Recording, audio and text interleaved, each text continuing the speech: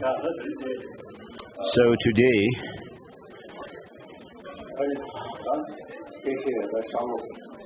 Southeast Asian people, including Korean, an abbot of Dongkuk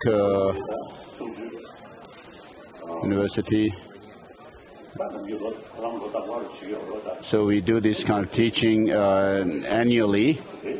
So today we are also going to have this Dharma discourse.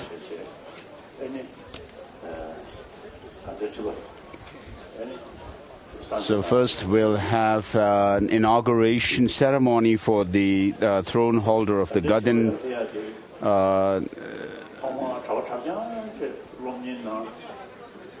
Tipa, the head of the Gelug tradition. So the Gaden Tipas come through educational qualification, having done all the studies of Buddhist philosophy, and then having become the abbot of either the Gyutu or Gyume Tantric College, and then becoming Changzi Sheji, and finally become the Gaden Tipa.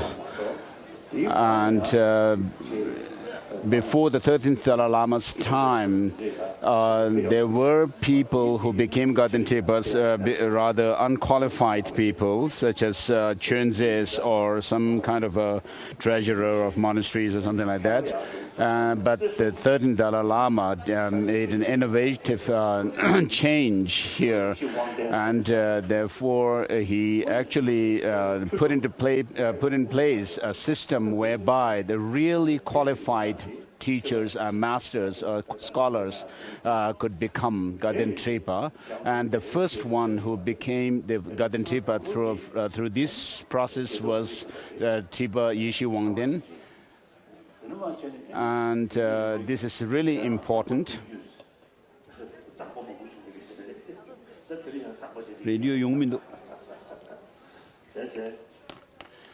And the first Gaden Tipa after Tsongkhapa was one of his chief disciples, the master Gyaltsab Rinpoche, Gyaltsab Choje, Dharma Rinchen. So we need to keep up with this tradition of having qualified scholars and practitioners to become Gaden Tipa. So we'll have this ceremony for the new Gaden Tipa. Jeremy, you got the point now for that seat.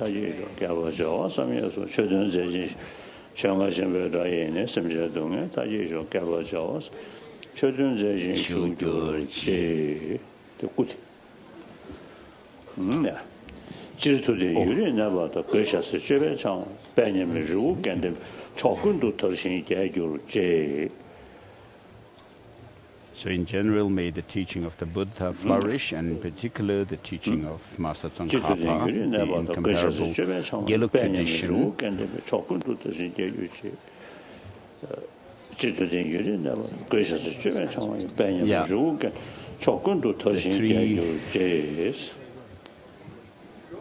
The Yap system, I think.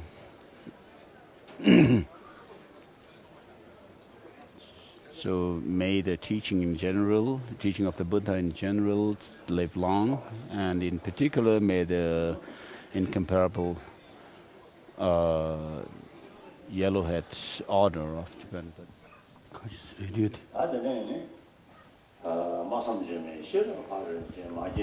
This is a praise to the perfection of wisdom, the mother of all Buddhas. It says, homage to the perfection of wisdom, the mother of all Buddhas of the three times, past, future, and present, which is beyond words, inconceivable, inexpressible, unproduced, and unobstructed in the nature of space, the object domain of the object field of self-aware wisdom. And then the Heart Sutra mantra, Swaha, 3 times.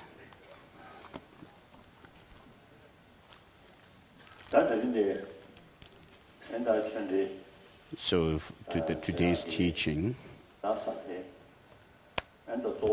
is So the people who requested for this teaching are from Southeast Asian region, including many countries. So they have requested me to give this teaching. Therefore, I'm doing this discourse on the commentary of the fundamental verses of the Wisdom of Middle Way by Master Nagarjuna, which is Buddhapalita commentary. So mainly, this is going to be the reading oral transmission. So I've received this teaching, oral transmission of this text, Buddhapalita commentary, as well as Prasanapada by Chandrakirti also, and many other texts from the former Garden Tripa, the throne holder. So, of course, I find it quite sad if we just leave the text without using them to teach, saying that, oh, we don't have the oral transmission of these teachings. So whether there is explanatory commentary on these teachings or not, these authors of the great masters of the past have made very strong prayers when they wrote their texts. And so for many centuries, of course, we may not be able to understand each and everything that they have written, but we could at least do something to serve them, to make their writings accessible to people, and we would be doing some service to them. And so the Southeast Asian people, people from these Southeast Asian countries have requested me to teach this text, the Buddhapalita commentary, and they also worked hard to have translations in different languages like English, Chinese, and so Thai, and so forth. And so some of the chapters have been already translated, and we'll have the remaining text in the next years. So with regard to the explanatory transmissions of the different treatises, with regard to the words of the Buddha, for example, the 8,000 verses of Prajaparamita, perfection of wisdom, didn't used to have any particularly reading or explanatory transmission as such in the past, before the time of Yongdzin Yishe Gyaltsen. And from Yongdzin Yishe Gyaltsen, the tutor to the 8th Dalai Lama, one of the tutors to the 8th Dalai Lama, we have this transmission of the 8,000 verses of the Prajaparamita, and we should think about the general teaching of the Buddha in general, and whether it's, for example, in the case of the Sanskrit tradition, whether it's in Japan, Korea, Vietnam, and so forth, and also Tibet. I mean, for example, in Tibet, there have been the phases of the dissemination of the teaching of the Buddha earlier, and then the later dissemination. And during these disseminations, we have the traditions called the Nyingma tradition, Kagyu, Gyaluk, and so forth, coming within the category of the Sarma, the new translation school, Sakya, and so forth. And so all of these Tibetan Buddhist traditions have their roots in the Sanskrit tradition that has come down to us from the Nalanda, the glorious Nalanda monastic institution. And so the writings of these masters of Nalanda monastic institution should not just remain in the altar for us to worship, but they should actually serve the purpose, as they have made their own aspiration to help others.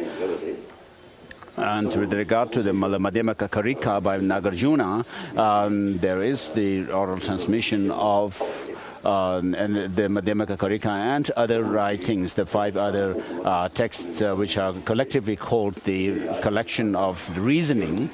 I have received the transmission from Sekun Tsenshab Rinpoche, and then later on, so this transmission existed, and then I also received the transmission on the Mula Madhyamaka Karika from Kuno Lama, Tenzin Gyaltsen, the master Tenzin Gyaltsen from Kinor. And during his, when he was teaching me, he clarified some of the words and in Sanskrit compared with the Tibetan. And so the Mula Madhyamaka Karika, one of its main commentary is Buddhapalita, and even Prasanapada, the lucid words by Chandrakirti, is based on this text. So, of course, for those who are not familiar with Madhyamaka, with the study of Madhyamaka text, it would be difficult for you to comprehend the meaning of this text just by listening to the teaching. Not only you, but even for me, if I have to really go into details of the text, it would be difficult for me and also to understand. But despite this difficulty, all of you have taken earnest interest in receiving the teaching, and I am also going to do my best to give to explain the text. And so you should not just suffice with receiving the transmission, but you should read the text over and over again after receiving the teaching. So usually when I give this kind of Dharma discourse, I first give an introductory teaching on the teaching. And having understood the teaching well through this introduction, then when you people gain some faith in the teaching, then I usually give teaching. So for the introduction, mainly the disciples are from the Southeast Asian region, including Korea and other countries. So with regard to Buddhism, historically it originated in India, and from India it kind of spread to almost all Asian countries. And so within Buddhist teaching of the Buddha, there is the Pali tradition and the Sanskrit tradition. So since the Buddha turned the first wheel of Dharma on the Four Noble Truths, so the teaching of the Buddha has spread to all the different countries of Asia. So what is the unique teaching of the Buddha? So the Buddha himself has said, "O monks and scholars, just as the gold is tested by rubbing, cutting and burning, likewise you should examine my teaching and then accept it, not because you have faith or devotion in me." And so, how to go about with the teaching is by using logic and reason. So having done critical analysis of the teaching, you come to some conclusion, and then you should also apply that within your mind, so that by incorporating the teaching within yourself, what benefit you have, how you are able to make transformation within yourself, you should understand. And therefore, on the one hand, the Buddha's teaching must be understood and gain conviction in by doing critical analysis into the teaching, and then you should also find it to be beneficial and helpful for transforming your mind when you apply it within your mind. So, of course, all the teachings of the Buddha, all the teachings of the religious traditions of the world are good. But with regard to the Buddha's teaching, you should be able to make the distinction between those teachings which cannot be taken literally and those teachings which are definitive and can be taken literally. So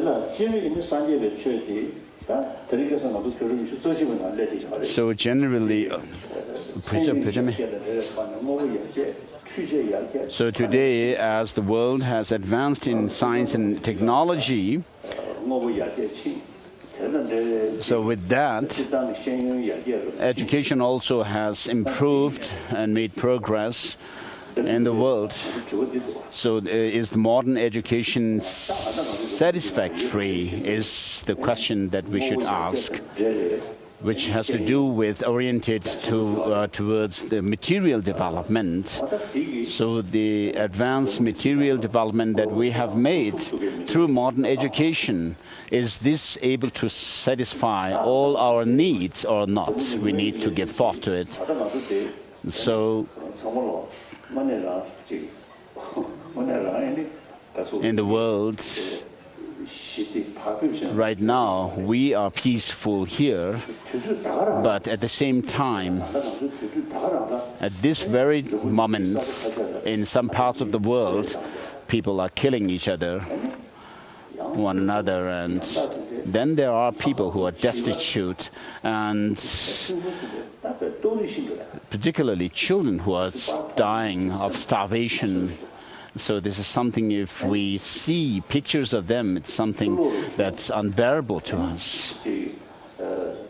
Of course, natural disasters like flood and so forth, also take tolls of life, but those cannot be done. We cannot do much about the natural disasters, but many of the problems that we face are human creation. So these do not happen out of love and compassion, but because of anger and hatred. And this is also in turn rooted in our attachment, which is biased. And so attachment and hatred, anger are biased states of mind, which not only harm oneself and one's peace of mind, but harm others. And so in the world, we have this kind of problem. Is there a solution to this or not? If you think about it, of course, there is a way out of it. So many of the scientists today say, after they're doing research and experiment on the nature of mind, for some of you it may be new information, having had dialogues with modern scientists for over 30 years now. Let's take tea first.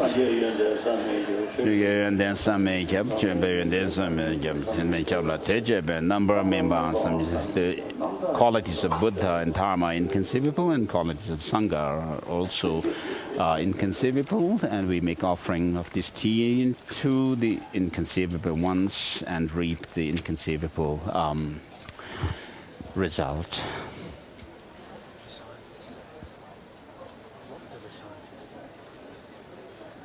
Not yet finished.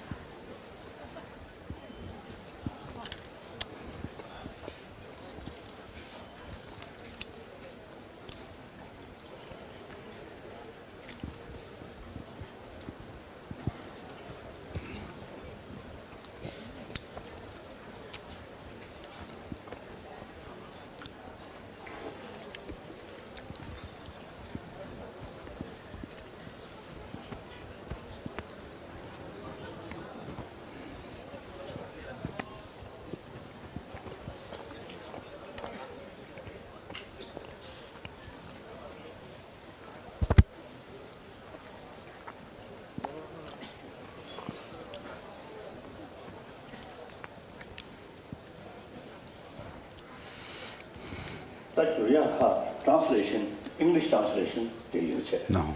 Chinese translation, Korean translation, Deo. Tablo de payo. Oh, can you hear? Good. Yeah.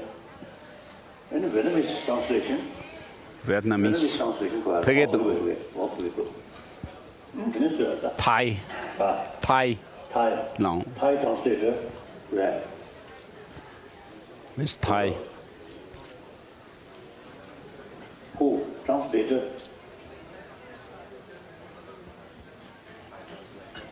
Nang lo chập tập chữ sao? Okay. Yeah. What is it? Okay. And then it's the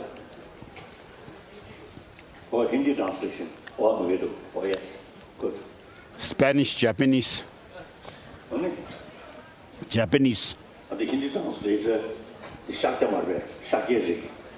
The Hindi translator is belongs to the Shakya lineage, the family lineage of the clan of Shakyamuni Buddha.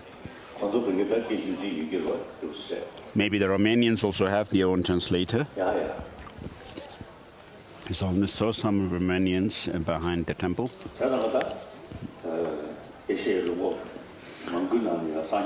So in many Asian countries, Buddhism has spread for over 1,000 years.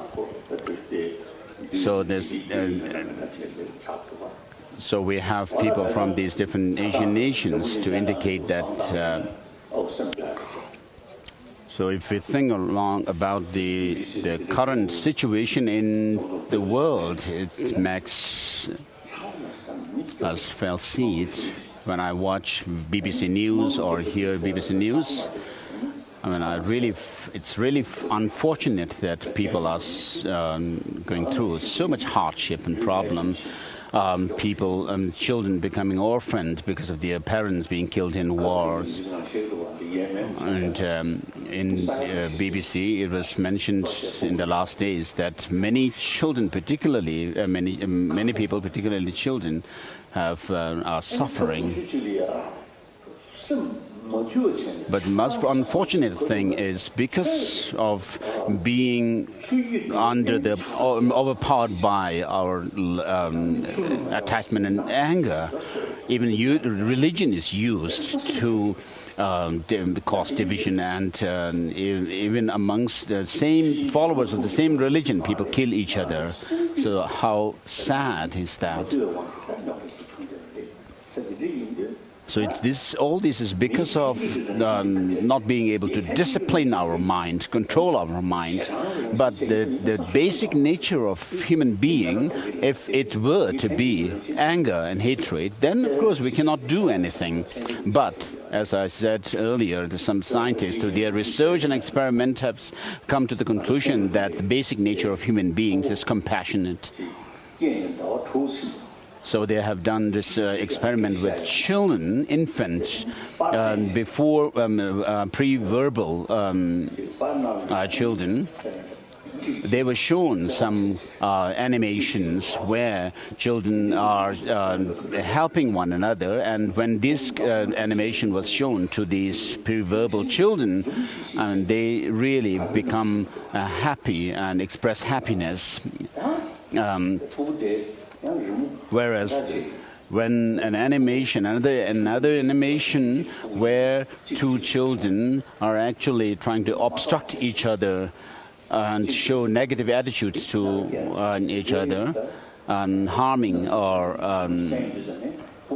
one another, then this infant, when the infant is shown this cartoon, the infant shows rather negative attitude or reaction to it. So I've seen these animations myself, these films myself. So when you are full of anger, anxiety, and animosity and so forth, then that also harms your immune system and it harms your health. So if you are overcome with anger constantly, this harms your immune system, and that in turn harms your health. So in our own experience, when you see someone an angry face, you also need to you feel that, oh, I should take caution, be cautious. But if you see someone rather relaxed and loving and compassionate, you also feel rather free to interact with that person, and then you become close with the person as well. So in our daily life, if you think along these lines, I mean, if we are happy, if we are in a happy and jovial atmosphere, we are happy. If people are rather, showing stern face to one another, that's not going to give that be healthy. And then in this world there are 7 billion people. All of them are born from their mother and nurtured by our mother's breastfeeding milk. And therefore, from scientific finding, when we understand that the basic human nature is compassionate, and also biologically also we have this seed for compassion, which brings people together. So however powerful, educated and authority someone may have or may be, and if the person remains lonely, then that doesn't help the person. We are in a social, we are social animals, and therefore we are dependent on others for our survival. And when that is the case, if you remain alone, that's not going to be helpful. In the past, of course, people remained rather independent from one another in different countries, different communities. But today, the world is heavily interdependent in such a situation and reality. If the whole world is compassionate, loving, and so forth, you as an individual will also benefit from this. And if you remain rather disturbed mentally, I mean, that harms yourself. That's a loss to yourself. I mean, you are at the losing end. So basically, biologically, we are equipped with the love and compassion that is within us. And then we as human beings have this critical intelligence, the faculty called intelligence, which is not there in the animals. And so with this basic seed for compassion and love that we have, if we are able to use our critical faculty to analyze the reality of things, and see the pros and cons of love and compassion, and remaining in rather anger and attachment and so forth. So we can actually see what's good and bad for us between these two. So as we have the basic quality of love and compassion, and also this intelligence, we can actually weigh the benefits and the harm of our loving nature and attachment and anger and so forth. If we check closely, we, of course, do not want defeat or loss. When we do some shopping, of course, we want things that are helpful to us, that are useful to us, and then we would avoid taking poison or being affected by poison and so forth. So in the external world, we make this kind of distinction. Similarly, in the internal world of mind, we need to see what is beneficial to us and what is harmful to us. I mean, those factors which bring love, happiness and joy and so forth within us, and those factors which cause us anger and so forth, which in turn shorten our life and also make us age rather quickly. We need to see the disadvantage and the advantage of these states of mind. So when we see the disadvantages of these negative states of mind, then naturally we would rather keep distance from these negative states of mind which harm us. But generally speaking, in the world, people are rather obsessed with indulging in love and hate attitude. Attachment and anger are seen as something beneficial, and because of that we suffer. And so this shows ignorance of cause and effect. In our traditional texts, we say because of the ignorance about law of causality, we cause ourselves misery. And similarly, in the world today, we see that these negative emotions people are obsessed with these and indulge in them, and therefore we have suffering. So what we need to do now is to introduce to people that these negative states of mind, which are attachment, anger, anxiety, and so forth, are not good. They are harmful to us. We need to introduce this.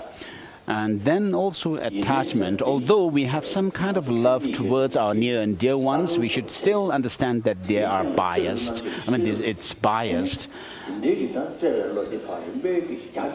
And this basic seed of love or compassion that we have, although we have a biased aspect of it now, we should use our intelligence to see the benefit and the good aspect of this love and compassion and promote it further and enhance this so that it becomes rather unconditional, a universal love and compassion. Of course, in the beginning, we have a very limited love and compassion towards our near and dear ones. I mean, because of this limited love and compassion, when we see someone who is harming them, we have to become angry at them. And whereas what we must think is that all living beings, all sentient beings, are same in wanting happiness and not wanting suffering. And therefore, despite the difference in their attitude, whether they are loving to us or have negative attitude towards us, they all want happiness and do not want suffering. And with the help of our intelligence, we must be able to gain this insight into all living beings wanting happiness and not wanting suffering. So this is using our common sense, by using our intelligence, which is able to see what is good and bad.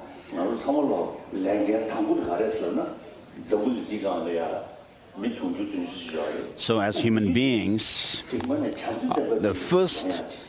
my first commitment is to have a compassionate world amongst the 7 billion people on this earth.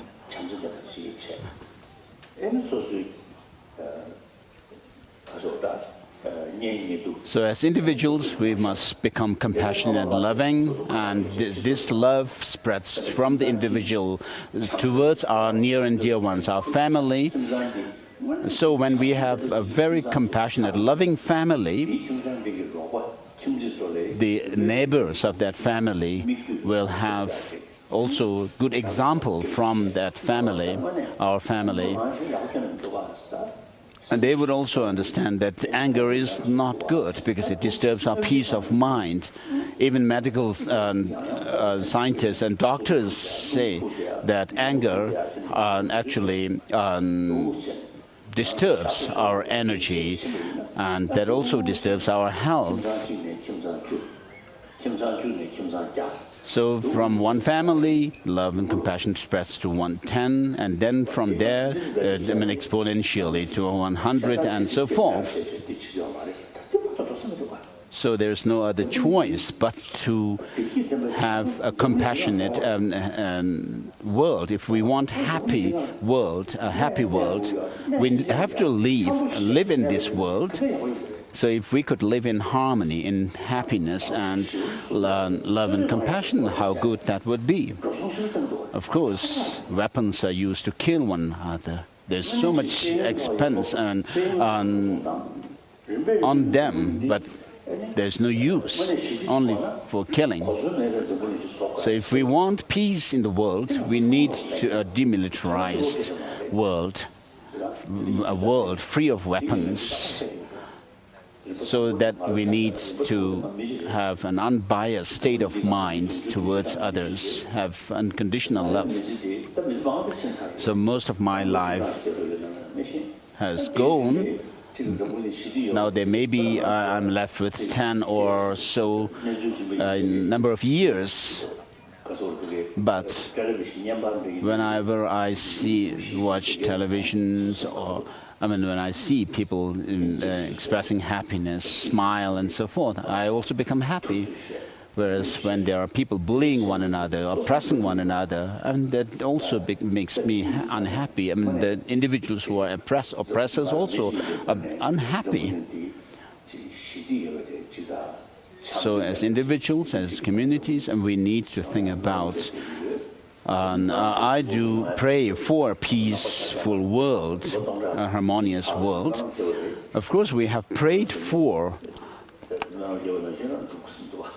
a peaceful and harmonious world for over 2,000 years. So in Asia and the Asian countries, the Buddhist countries in Asia have also made such prayers, but prayer alone has not brought much fruit. And then other religious followers like Christianity, Jews, and Islam and so forth, Muslims and so forth, also have made prayers. So I also sometimes think that if we are able to have visions of the Buddha or these founding teachers, please bring peace in the world. To us, they would ask, who actually who has disturbed the peace in the world?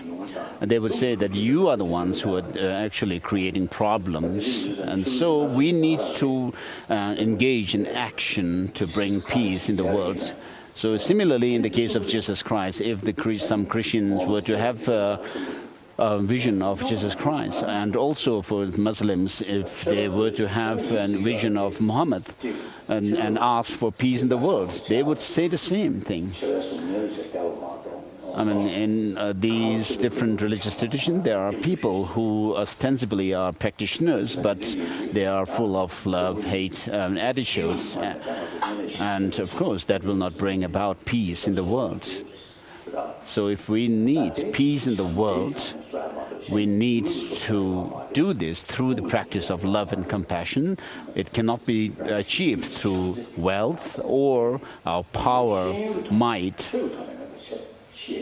And this also needed to be done not through religious dogma, but through education, by introducing people to what actually brings us happiness and peaceful mind, and what are those factors which disturb our peace of mind. And we should also use scientific findings, as I mentioned before. So, as a human being, my first commitment is to bring about the peace in the world, between humanity. So for that, we have the teaching on love and compassion in the different religious traditions.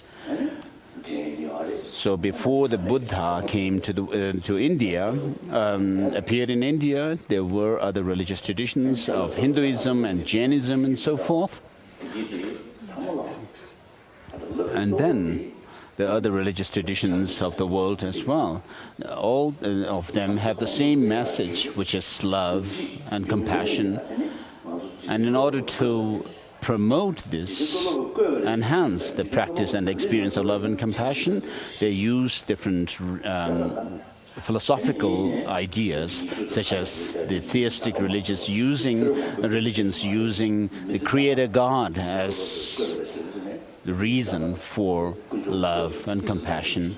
So they say that this very life was created by God, and therefore, the followers feel rather close to the Creator God. So they don't feel God is something very distant from them, but because God is also the infinite love, they can feel close to this God who has created them. And therefore, if they are able to make their life loving and compassionate, and they could actually imagine themselves after this life to be in communion with God. So I have Christian friends, incredible people, such as Mother Teresa, who helped many poor, destitute people incredibly. And then also Muslim friends who are giving great service to their people in humanity. And so all the religions have the potential for promoting love and compassion, and it is worth doing that. The Christian brothers and sisters are very dedicated to serve people in remote areas, establishing schools and also clinics, hospitals. So many Christian brothers and sisters do that. Of course, they also do missionary work of propagating their own religion.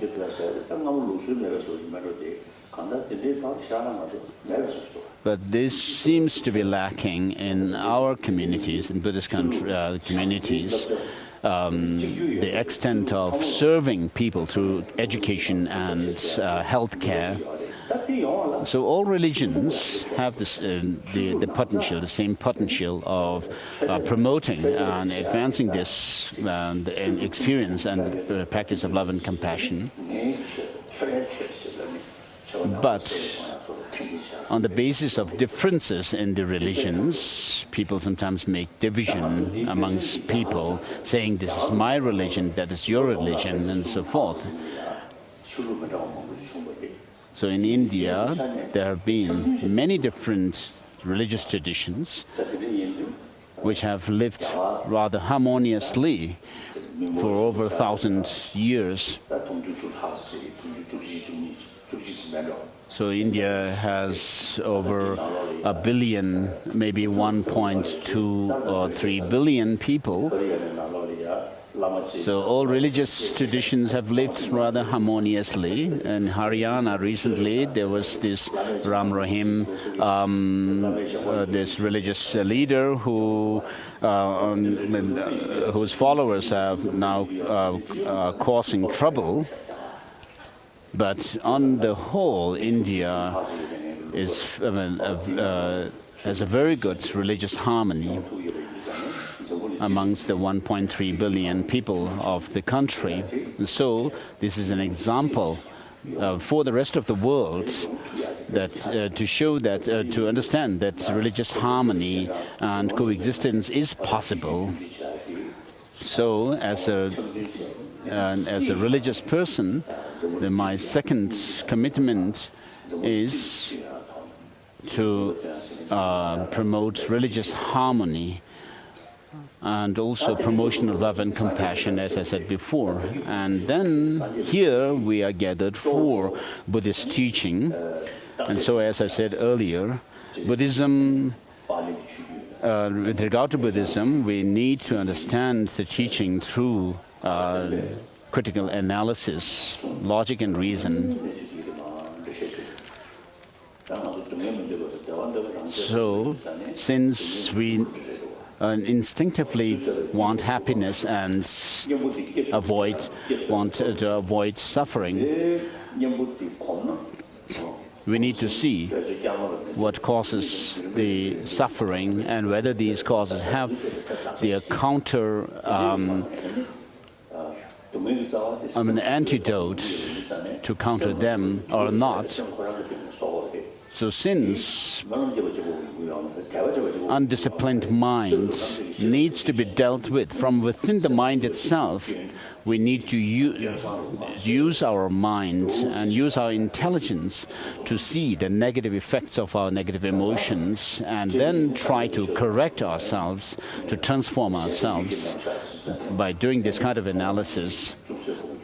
And then with regard to the teaching of the Buddha, it touches on the obvious objects which are perceptible with our sensory perceptions, and then there are those objects which are slightly hidden, which should be understood through inferential logic. And of course, when we use inferential logic, we need to also be able to corroborate that with experience.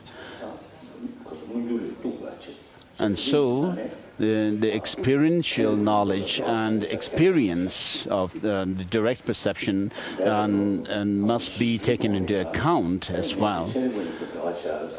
So, about 40 years ago, I had interest in having to have discussions and dialogue with scientists, and some of my friends have told me that, and of course, you need to be careful. They warned me that science is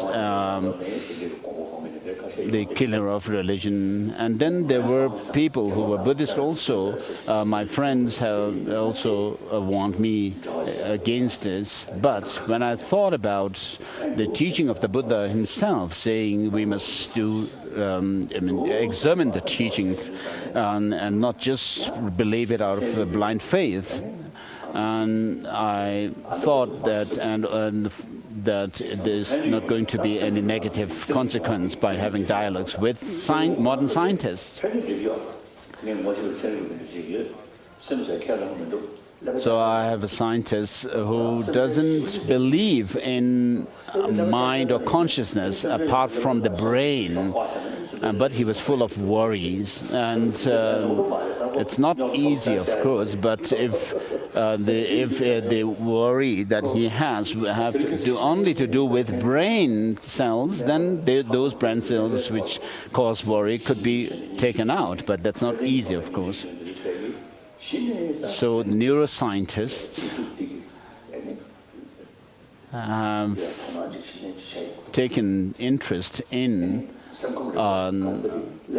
how our mind, our consciousness causes us happiness or joy and misery. And some of these neuroscientists have actually done experiments on how the brain itself, our brain itself, can be affected by mere thought. So towards the end of the 20th century, people started, the scientists started taking interest in mind and as an entity which is separate from the brain and neurons. So, of course, mind or consciousness was not did not become a field of scientific research because it's not material or physical. But towards the end of the 20th century, people began to gain some interest in doing some kind of research on mind. So in India, in the Jainism and other Hindu traditions, as well as Buddhism, they have meditation practices. And within the meditation, they have meditation on samadhi or shamatha, calm abiding, and also vipassanas, extraordinary or insight. And so these have to do with mind, and therefore, where there is these kind of practices of meditation, there is more explanation about the workings of mind, the different aspects of the mind as well. And so all the religious traditions, the traditional religious traditions of India have the explanation of mind. Of course, modern science started in the West. But when it comes to taking interest in understanding psychology deeper, then the Western scientists today are taking great interest in the Eastern traditions. So as Buddhists, our traditional religion is Buddhism. And the Buddha himself has said, not committing any wrongdoing, unwholesome actions, and cultivating a wealth of virtue, which is common to other traditions as well. But the unique teaching of the Buddha is to do with the third line, which says that you have to tame your mind thoroughly, and this is the teaching of the Buddha. So this transformation has to come through by using our critical faculty called intelligence, not merely by doing single-pointed meditation, concentration. Of course, there is the practice of morality, on the basis of which we develop single-pointed concentration and use that to channelize our mind and energy so that we are able to use the critical faculty of intelligence powerfully to make transformation within ourselves. So, faith or faith and intelligence are the means to transform our mind, but it is mainly this intelligence which does the work of really making transformation within ourselves. Of course, Buddhism in ancient India, they have very profound teachings to make transformation of our mind, but much has declined in India itself. But today, when we look at the different traditions, the religious and spiritual traditions that are extant, I found that much of this information and the practice of for making the transformation within ourselves, using the critical intelligence, is within the Tibetan tradition of Buddhism. As an old man who has been interacting with many different people from different backgrounds, I have found this to be true. So from my experience, I've come to the conclusion that with regard to psychology, the psychology which in ancient India spread in ancient India greatly.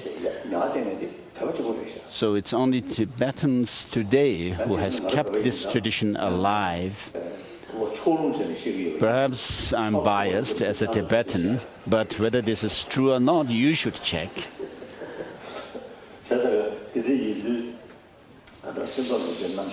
So with regards to this system of mind or emotions or psychology, the ancient Indian tradition is really amazing. So this in turn is related, we must be able to relate it with epistemology and logic. And this tradition again is extant only in the Tibetan Buddhist tradition, the Nalanda tradition, So there are, of course, in Pali tradition, there may be the use of logic to a certain degree, but mainly following the epistemological traditions of Dignaga, Dhammakirti, and Chandarakshita, these masters. We, the Tibetans, have kept this tradition alive. These teachings and writings of these masters are found in our translation in Tibetan, and we also do an extensive, intensive study of these texts and then apply these teachings within ourselves. And so, therefore, this tradition of using logic, epistemology, and reasoning is extant only in the Tibetan tradition. So, using the philosophical understandings and finding the truth of these through logic and reasoning is really, and then making transformation in our mind is really amazing. We don't need to, of course, talk about past and future lives or nirvana and so forth, but even talking in terms of this life as human beings, we could use this knowledge to create a more peaceful mind. So, Master Chandarakshita was the one who was responsible for disseminating and implanting these teachings of the Buddha from the Nalanda tradition on the Tibetan soil, where we have the profound philosophical teachings and also combining this study of them through logic. So this tradition that we as Tibetan Buddhists have kept alive, we can now share it with other Buddhists from Japan and other Buddhist countries, and also Theravada countries. We can share this. So we can also learn from their tradition as well. So we could have exchange of wisdom. As Buddhist followers of the same teacher, we could do this. Of course, we have our own traditions, but we could also translate the wisdoms found in other traditions of the other Buddhist countries, including the Theravada tradition, into Tibetan, and those that are not in their language and their culture, we could also have translations of the Tibetan texts into their languages. And so in this way we could serve the Buddha Dharma through common collective effort.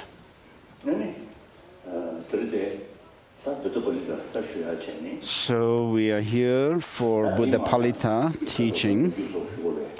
So with regard to the historical background to this teaching, sharing my own ideas and thoughts as well as experience.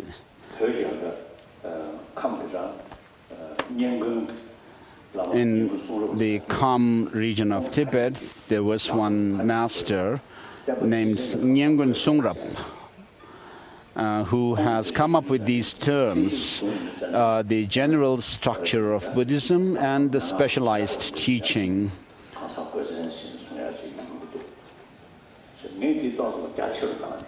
So he uses these terms to refer to the general approach of the teaching of the Buddha, which are meant for general practitioners, and then particularly specifically tailored teachings of Tantra. And I have expanded on this and come up with this idea of the sutra teachings being the general structure or general approach teaching, and then the tantric teachings are those specialized teachings. So of course there may be some different ideas from different people, But with regard to the, even within Tantra, there are some tantric mandalas where the Buddha appears in the form of monastic celibate, monastic in monastic robes, but most of the tantric teachings were given or taught by the Buddha himself, arising in the form of a main deity of the mandala, and then giving the transmission of the tantric teaching to a very specific disciple. And because of the difference in the different mental dispositions of the disciples, the Buddha appeared in different deity forms in the mandalas and in different mandalas. And so we have varieties of mandalas. And then in the highest Yoga Tantra, we also come across the teachings pertaining to those of the channels, the energies, the motile energies, and also the subtle mind, bindus and so forth that flow in the channels. And these also have to do with the different mental dispositions of the disciples. But with regard to the general teaching, the Buddha gave the first sermon of the Four Noble Truths, and then he also turned the second wheel of Dharma, which was taught in Rajagriha and on the Vulture Peak. And then the third teaching, the turning of the wheel of Dharma. And so I think if we could categorize the sutra as the general approach and the tantra generally as specialized teaching, I think that's right and correct to do. So with regard to the teaching of the Buddha in Tibet, in Tibet, with the help of Master Shantarakshita,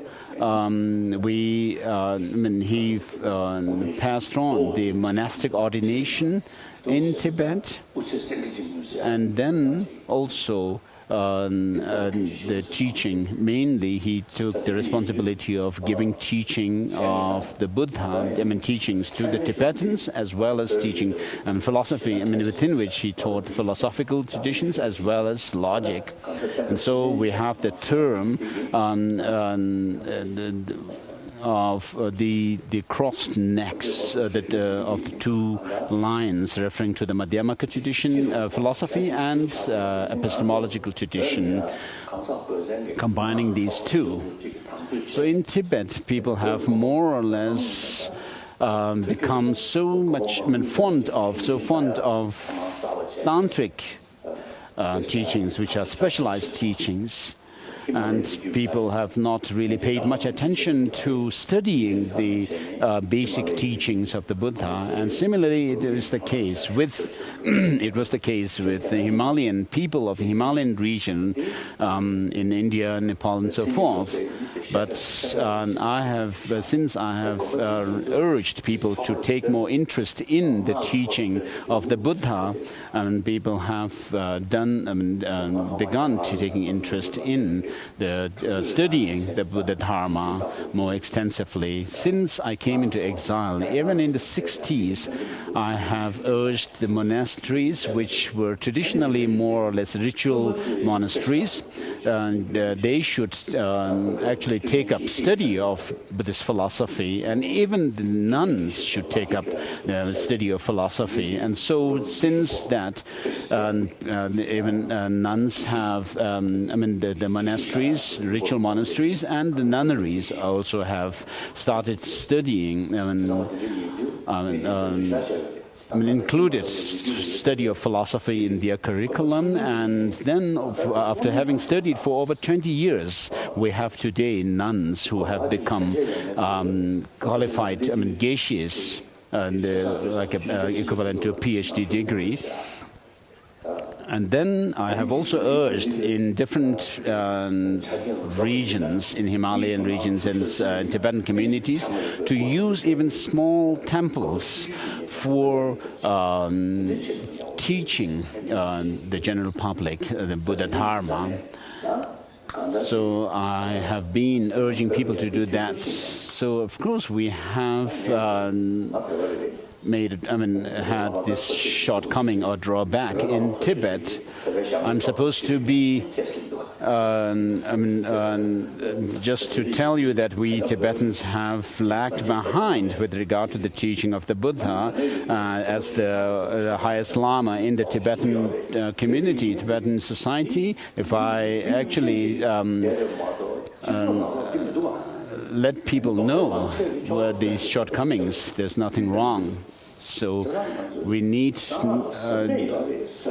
to pay more attention to do deeper study of the teaching, not only lost ourselves in tantric rituals. Of course, Tantra has its own profundity, but without the foundation on the basis of which we could do tantric practices, how can we do tantric practice properly and correctly? And therefore, those ritual monasteries, I have urged to do philosophical studies, and in which we study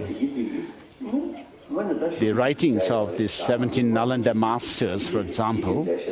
The writings of these 17 Nalanda masters are our textbooks, and their writings have to do mostly with the general approach of the teaching. So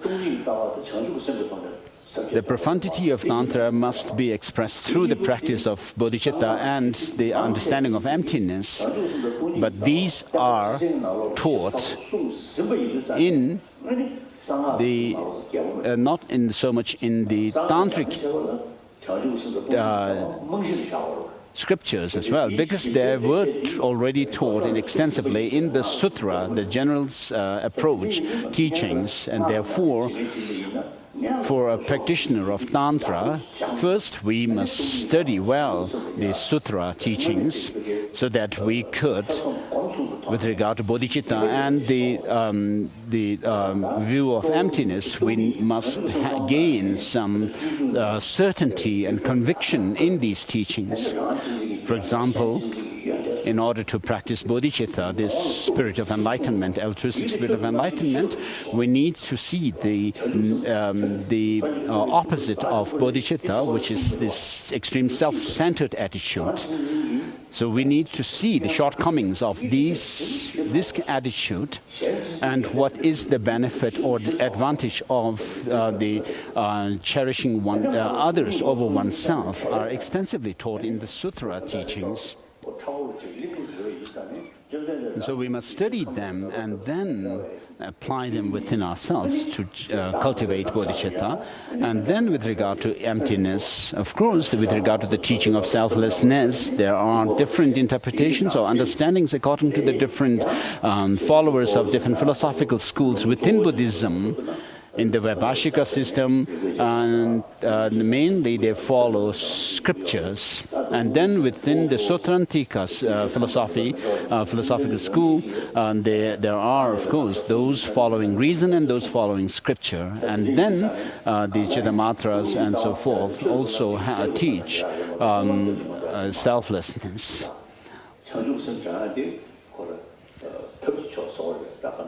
So understanding emptiness and developing bodhicitta needs to be done through by cultivating our wisdom.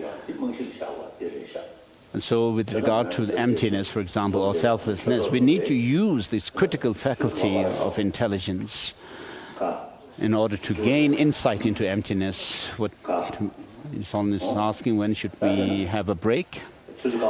Somebody said 10 o'clock. So for 15 minutes we'll have a break here.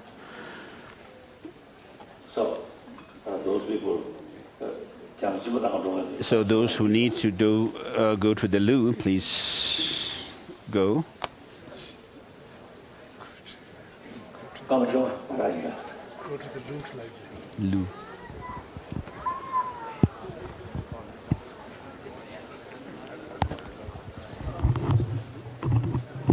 Paris.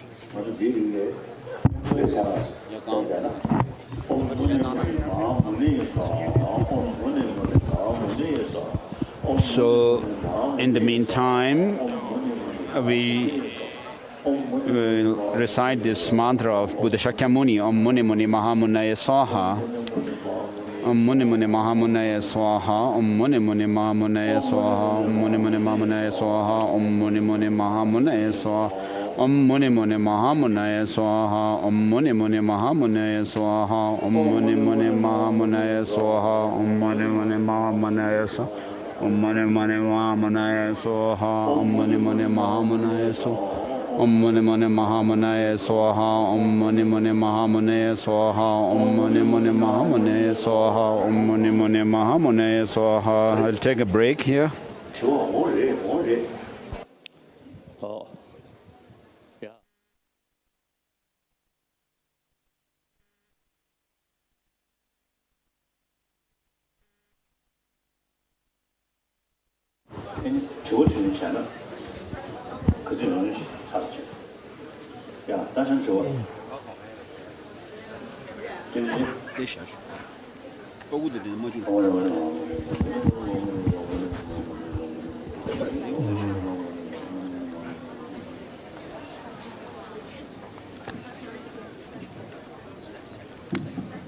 그래. 이거래. 돼지 잘 주는. 이건 사들 때. 이거 좀. 그래, 되지. 쉬어서 쉬어. 거기 내버려. 내버려. 오므네 머네 마음에 저 오므네 머네 마음에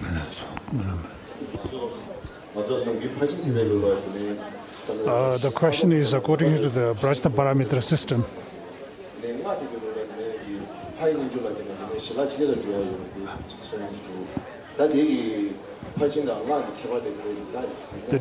The question is the difference between the Prajna Paramita system and the Vajrayana system, because in the Vajrayana system, it is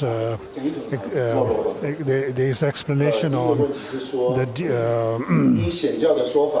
the deity yoga, whereas that is missing in the that is not there in the Prajna Paramita system. So how can you differentiate? What is the distinction between the two systems?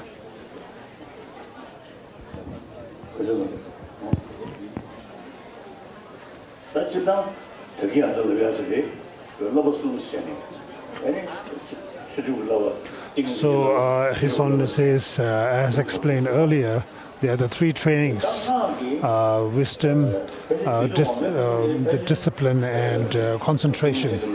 In Vajrayana system,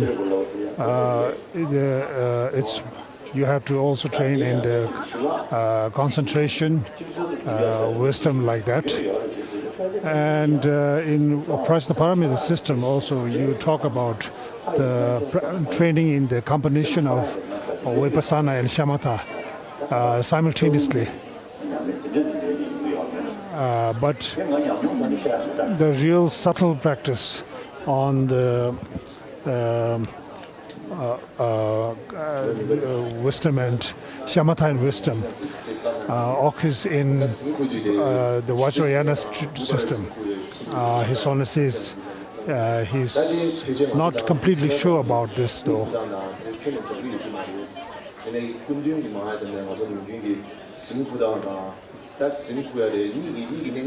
This is about the sleep yoga. I'm sorry, I missed the question. His Holiness says the dream yoga. There is a practice, but in order to engage in dream yoga, you have to first train oneself well in the practice of the clear mind, clear light during awakened time, like the three bodies according to the Vajrayana system, like the Sambhogakaya, Nirmanakaya, and Dharmakaya. And then you should apply that in dream yoga. But I don't have such high practice. But I do have some experience in practice of like emptiness, bodhicitta, like in dream yoga. But I don't have such high practice of deity yoga in my dream state. No.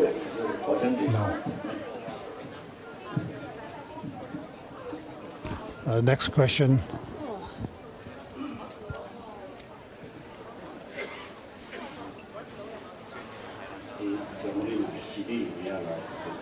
In order to create world peace, how to His Holiness explained advice on disarmament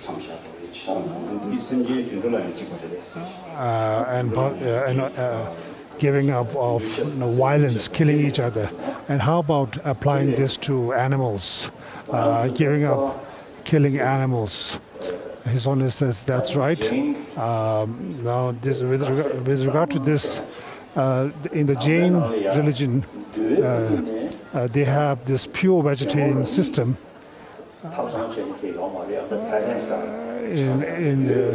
In the Buddhist Vinaya system, the monks go for this alms begging.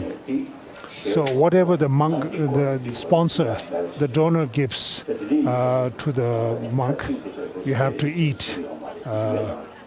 This is given in the Vinaya system. So in the Vinaya system, the non-vegetarianism is not completely ruled out in that with respect to that. You have to eat whatever is given to you. Whereas in the in Bodhisattva Yana system, there is practice of pure vegetarianism, like in some Chinese monasteries, among some Chinese practitioners whom I know, some stick to pure vegetarianism, which is really remarkable. And now, in this world, like people, there's a lot of people take non-vegetarian and kill huge amounts of animals. Like there's complete disregard for the life of these animals, as if they are not like animals have consciousness at all. So in India, in exile, in our diaspora institutions, we have quite a while, since some years ago, we have tried to introduce vegetarianism in institutions, though not in the private homes, to give up non-vegetarian food, like in schools, monasteries, in the Tibetan settlements in the South India. Like we have also given a stop to poultry farming, like for the sake of egg, producing egg, and like for producing pork. So we have stopped those things from the beginning. Actually, these things we have not gone into such ventures. And myself privately, personally, since 1964, I've tried to completely give up non-vegetarianism for about 10 years. Then, for a few years, then I fell very badly sick through jaundice, and for a few weeks I became seriously ill. My body became completely yellow, with my eyes, my nails, all became yellow. And then Tibetan doctors and Western doctors, allopathic Western doctors, both advised that I should go back to my habitual, my normal diet. So I was compelled to go back to consuming a little bit of vegetarian meat. Later on I make a joke and say at that time I became completely yellow, so I became like a living golden Buddha. So what happened was later on then many years later I had developed stone in my gallbladder, and then I had to some years back I had to completely remove my gallbladder. So I feel like being in a state of contradiction, because I tell people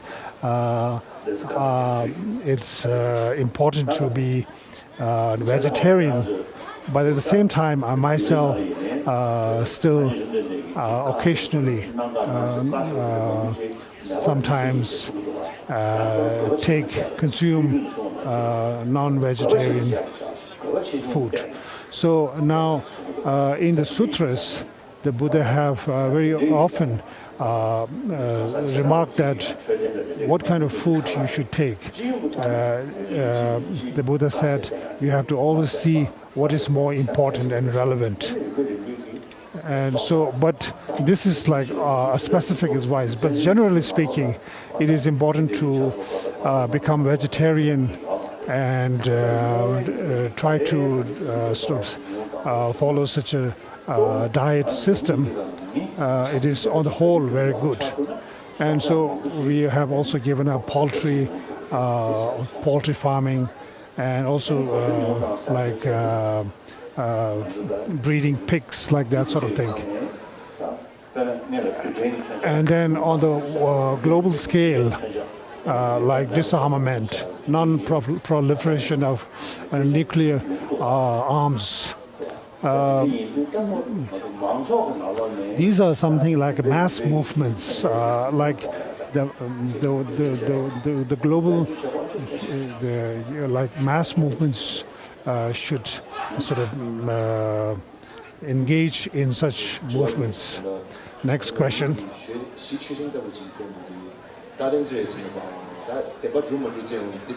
That's regarding how to analyze the ultimate reality.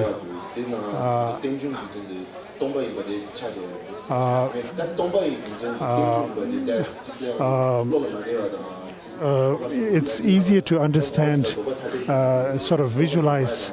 If you say if something is dependent arising, it should be empty. But it is more difficult to understand if you say it is empty and so it is dependent arising. So what to do about this? So His Holiness says, first try to think on the lines of gross dependent arising, and then gradually go into ultimate analysis, because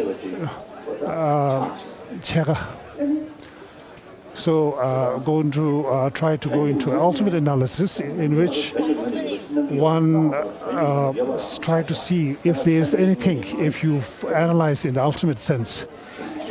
And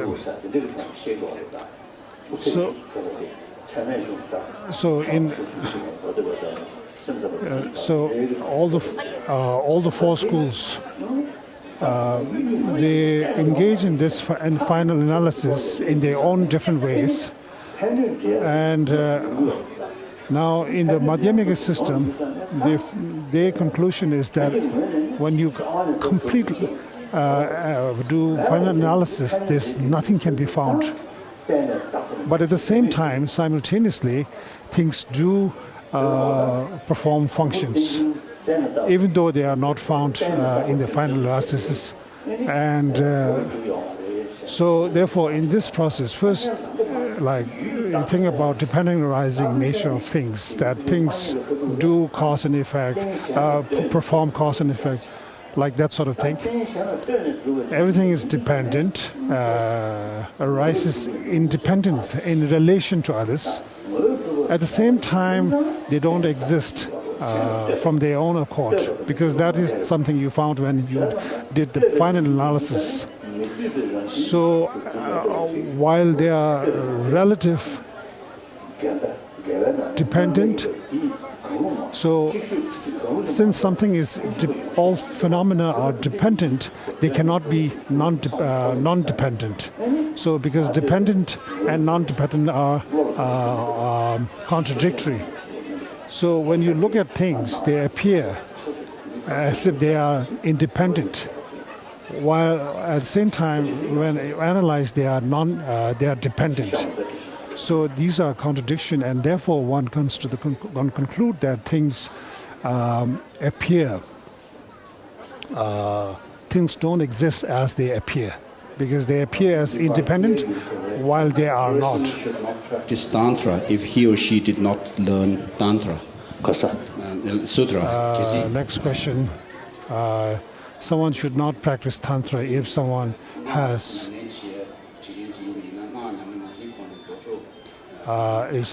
not learned Tantra without prior study on Sutra. So His Holiness is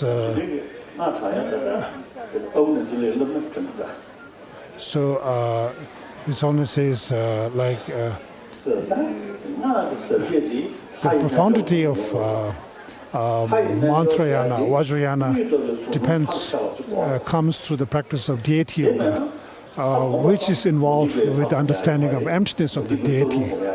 Because otherwise, even in non-Buddhist traditions, like they have practice of deity yoga, the practice of the drops and wind energy, like the channels like that. They have also the inner fire practice system.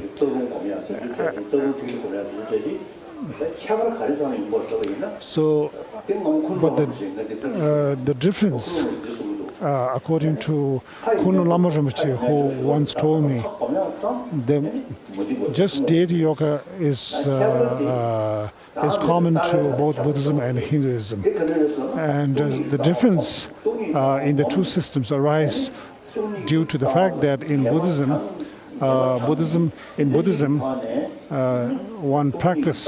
one's practice of deity yoga involves the understanding of emptiness. So how much power or effective is your practice of deity yoga depends on how much profound is your understanding of emptiness of the deity yoga. So that same understanding of the emptiness of the object arising in the form of the deity, that is the real deity yoga. So this is what is called. So if this is not there, even if a practitioner practices deity yoga by visualizing the hand symbols, the features of the deity, it is not that extraordinary, and that practice alone cannot counteract self-grasping. However, with the help of practice of emptiness, and then we meditate on the deity yoga as by thinking that it is a deity yoga, you or yourself as the deity yoga is empty of inherent nature. That kind of practice counteracts self-grasping. So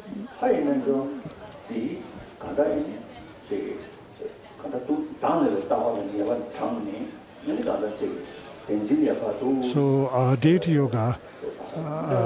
So you just think by yourself. The main point is to counteract and to overcome the self-grasping of the deity. So therefore, the understanding of emptiness is essential, indispensable. Without that, Vajrayana practice is very, very important. So,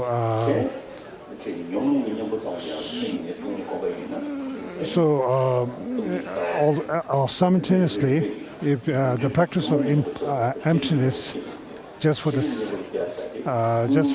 sake of eliminating afflictive emotion, the obscuration of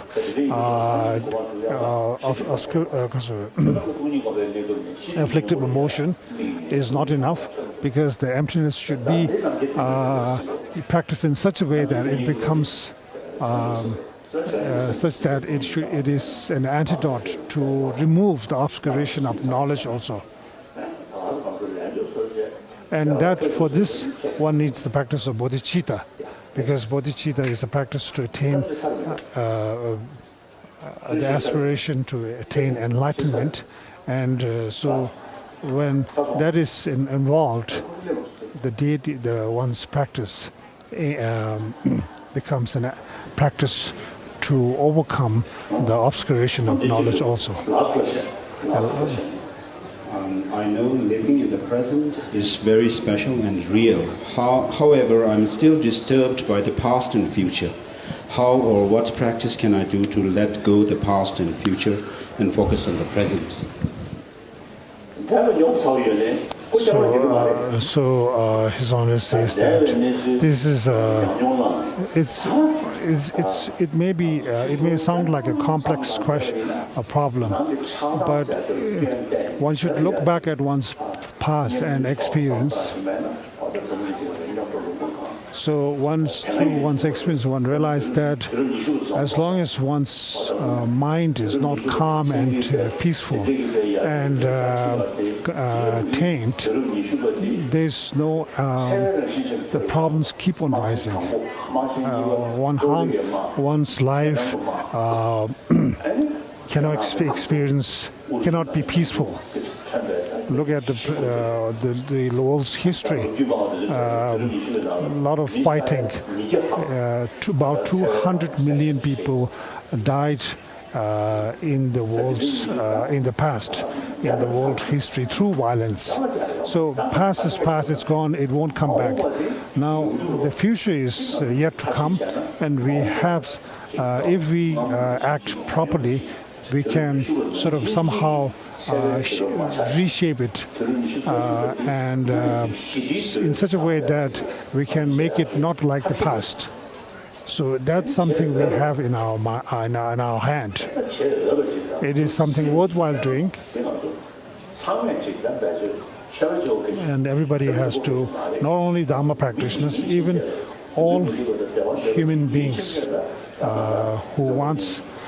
who desires happiness and do not desire unhappiness should take responsibility and make effort to make the 21st century and the following centuries a better one. I also always think in that way.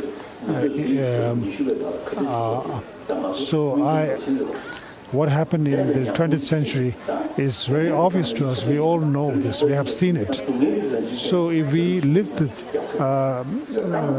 next century also like the past 20th century, then the 21st century will also be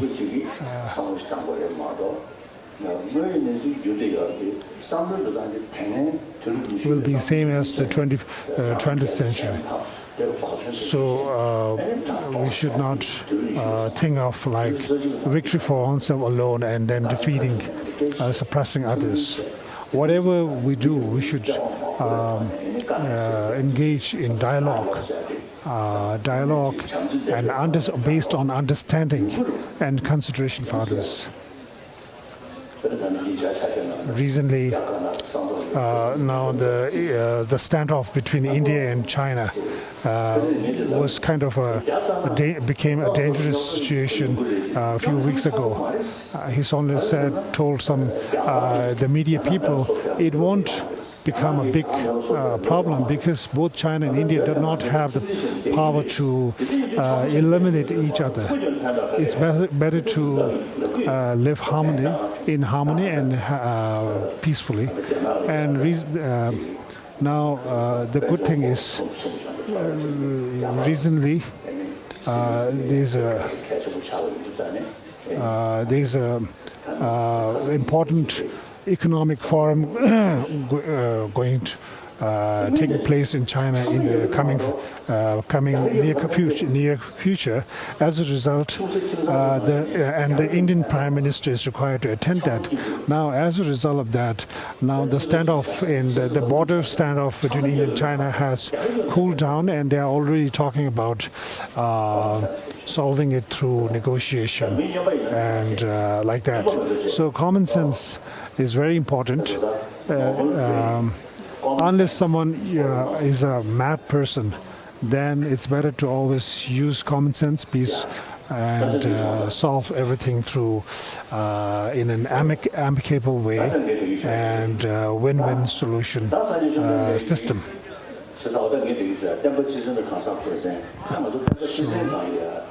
Now His Honor says now back to teaching. About this practice of general Buddhism and specific teachings by the Buddha. Now, one of you.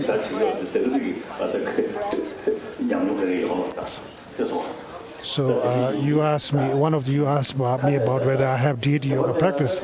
I don't have that any high practice. In my, of course, I have a lot of commitments like Gaya Samaja, Hey Vajra, Yamataka, like that, and these I do by using the text. And the real practice of these high tantras requires high level of concentration, and I'm so busy that I don't have time to even develop concentration. But I spend a lot of time meeting people and trying to help people with whatever little I know. And on the other hand, if I spend my time spending a lot of time in sort of alone, privately, practicing deity yoga like that, first of all, there's no guarantee that I will succeed in developing high spiritual realizations. Secondly, I would not be able to help too many people. And in the life story of the first Dalai Lama,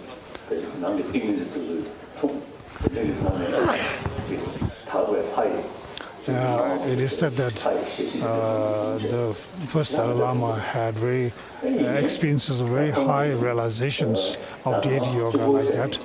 But he has said that if I stay in solitary confinement practice, it is good for me personally because I will attain high realizations. But in that way, I would not be able to help many people. Rather, I would, if I sort of start a monastic sort of institution where he can help spread the Dharma, teach Dharma to many people, it would help more people.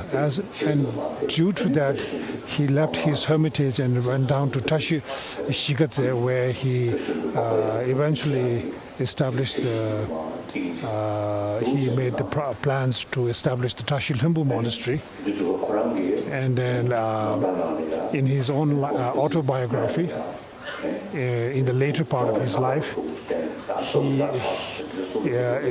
there's one section where he said, "Now I have become very old." And one of his greatest, he has many great disciples. One of them told him, "Now you are a great master and highly realized, and when in your next life you will go to very like pure lands in paradise." And he said, the first Dalai Lama in reply said that, "I have no wish to aspiration to go to pure lands. I wish only that I am reborn in samsara to help sentient beings." And I'm always moved by that this is really true. And because of that, I always make this prayer that as long as space remains, as long as sentient beings remain, may I always be born in samsara and help sentient beings. This one, and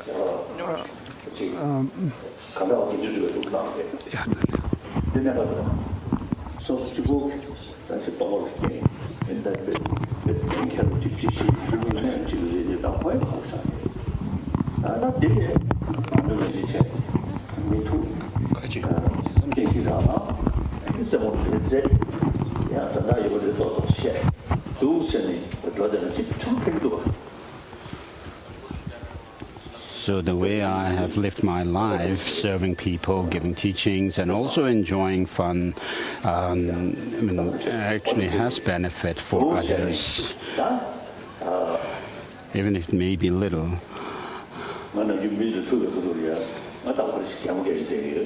So whenever I meet people, I always smile and sometimes poke jokes, crack jokes with people, and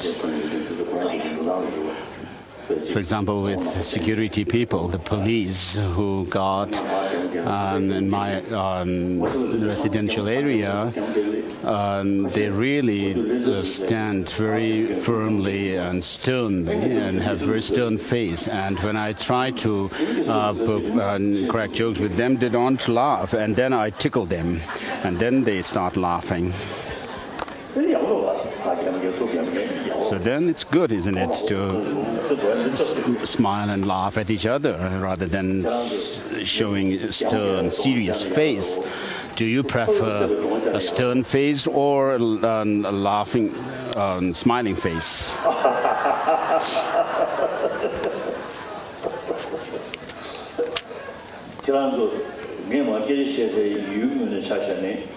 So regarding yourselves, when you are really alert and enthusiastic, I also feel encouraged to give more teachings. And when you are sleepy and dozing off or expressing very boredom, then I also feel bored.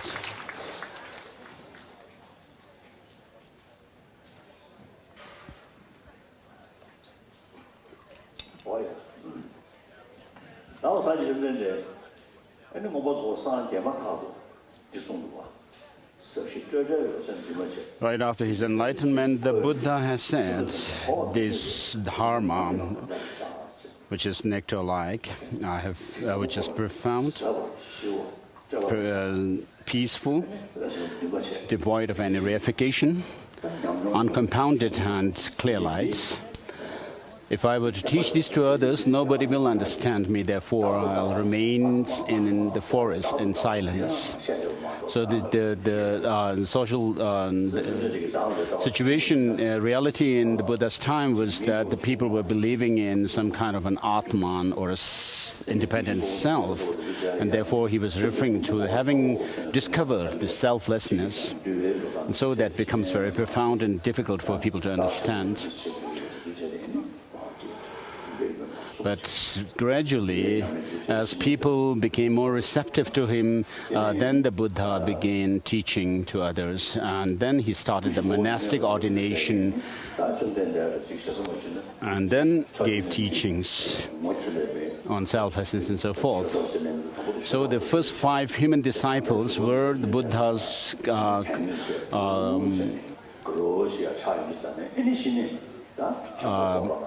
spiritual brothers in the beginning. And then after the Buddha became enlightened, they became his disciples and requested the teaching. And he gave the teaching of on the Four Noble Truths during the first turning of the wheel of Dharma, or the first sermon. And then he taught the Four Noble Truths in 3 aspects, repeating the Four Noble Truths in 3 aspects 3 times. And so with regard to the Pali tradition, so the teaching of the Four Noble Truths becomes the foundational teaching of the Buddha Dharma. And the Pali tradition also pertains to that. teaching of the Four Noble Truths.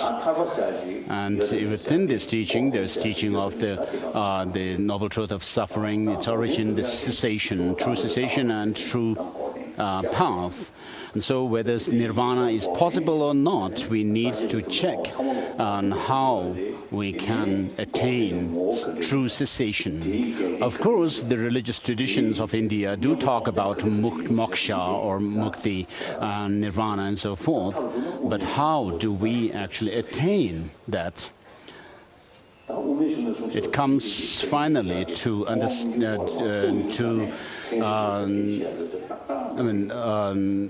based on the Madhyamaka philosophical understanding of emptiness or selflessness, to be able to define cessation correctly.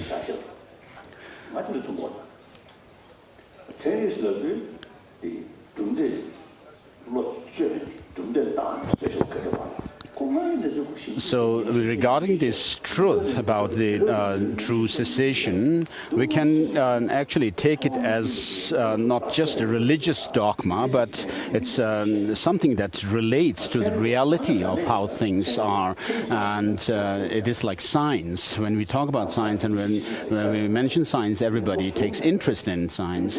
And because when in science, people don't believe things right away, but they do research, experiment, and so forth, and then come to their conclusion. And so this is how they test their theories and so forth. So a qualified or an authentic scientist would go about with their research and so forth, like that, and whatever their thesis is. And so it is the same with the Buddha Dharma.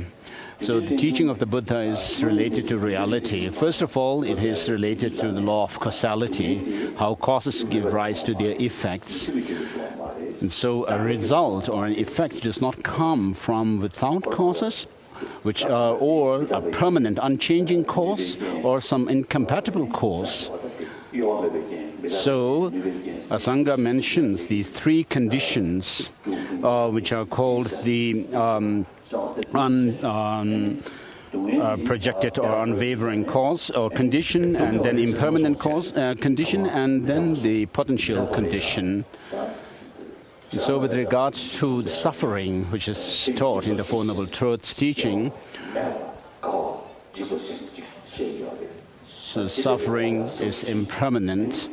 Of course, Vaibhashikas talk about the four states of compounded phenomena, which is a production or product.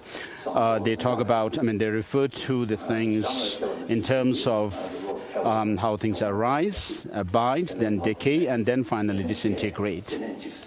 Whereas the Sotantikas, when you go deeper into the understanding of impermanence, the Sotantika philosophy and upwards do talk about how things arise through causes and conditions, and therefore how the moment they arise, they are bound or subject to change and disintegration.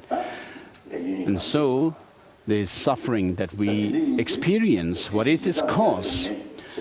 It's pointed out that the cause comprise karma and the negative emotions, kleshas.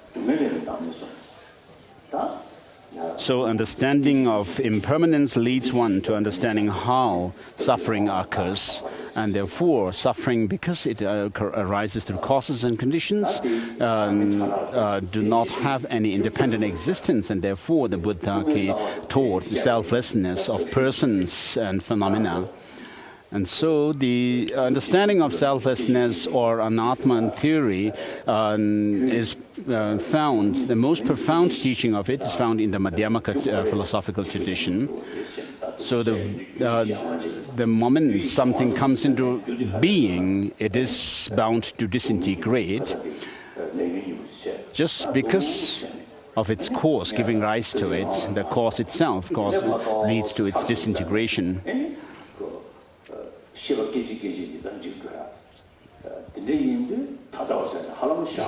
So when you talk about impermanence in this way, we can see how things are changing moment by moment. And so when we apply this understanding of moment by moment change to the mind, of course, we cannot pinpoint anything as being the present moment as such. Because within a moment of mind or consciousness, there is a past and a present moment. And when you actually delineate these two, you cannot actually pinpoint something as present moment of the mind. And therefore, with regard to the self, you cannot find the self.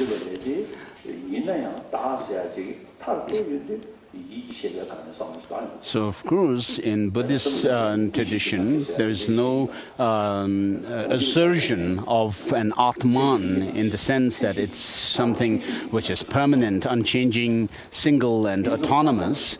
But still, within the Buddhist philosophical tradition, there are those schools which assert some aspect of mind as the self, identity of a self. But even that cannot be held when you are tested by reason and logic. So if you look at the selflessness or impermanence, suffering and selflessness from the point of view of the Madhyamaka school, you'll understand that not only the persons or the beings are selfless, without any independent entity called self, but even those psychophysical aggregates, which are the basis for the designation of a person, do not have any independent existence. But nevertheless, our ignorance holds on to some aspect called a self, which is independently existent. And therefore, the Chittamatras use the logic of these to disprove that there is nothing external to our experience. Nothing exists externally, in other words. Only the mind is real. But then, when they are tested through reason and logic by the Madhyamakas, then they cannot hold on to this theory as well. And so, saying that nothing exists independently is not equivalent to saying nothing exists externally for the Madhyamakas. External things do exist, but then they do not have any independent existence. And so, within the Madhyamaka school, the Madhyamaka school, which propounds that things do not have any intrinsic, inherent, independent existence whatever. Whereas in the Pramana, the epistemological system, they do say that there is something objectively existence for our consciousness, our cognition to be a valid cognition. But that's not the case for the Madhyamakas. Though things do not have any intrinsic, inherent or independent existence objectively, and existing things is not there, yet they do exist. Things do exist. Things in self and experience do exist by way of designation, merely by way of designation. So they do exist in name. So for over 60 years, I have been giving thought to this understanding of selflessness, and thanks to my debate assistant, Mongolian who was the one who actually gave me the impetus to take deeper interest in the philosophical assertion of Madhyamakas.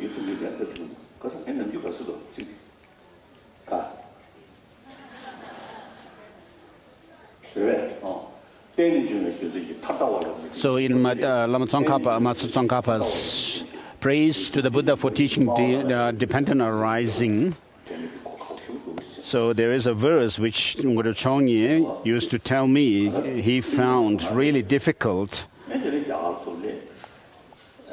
because of the reason that things are dependently arising, the Madhyamakas do not fall or rely on or hinge on to the extremes, and so forth.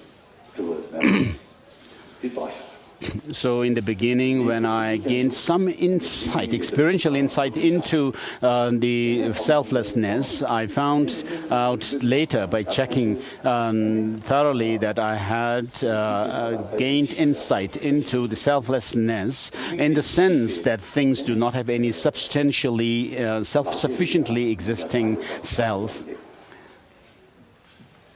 But then later, as my understanding deepened, I could, in a way, say that I understand that things do not have any independent objective existence, but then they are merely existing by name and label. In Mumbai, when I was traveling,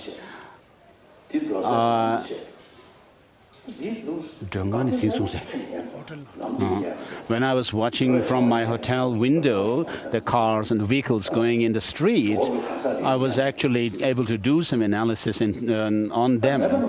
Of course, there is a driver, there is a vehicle which moves on its wheels, propelled by the engine and so forth. And so although there is a car or the vehicles going, without these different components, the driver, the engines, the wheels, and the body, and so forth, I mean, there cannot be a vehicle as such.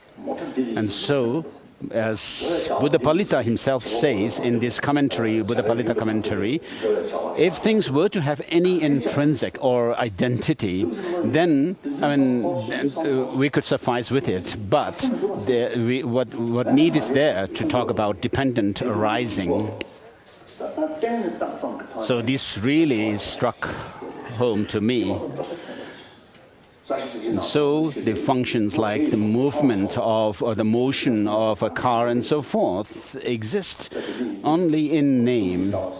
As Master Tsongkhapa also says in his commentary to Mula Madhyamaka Karika, that there's no other choice but to say that things exist merely in name, and therefore one must drive one's mind towards that understanding.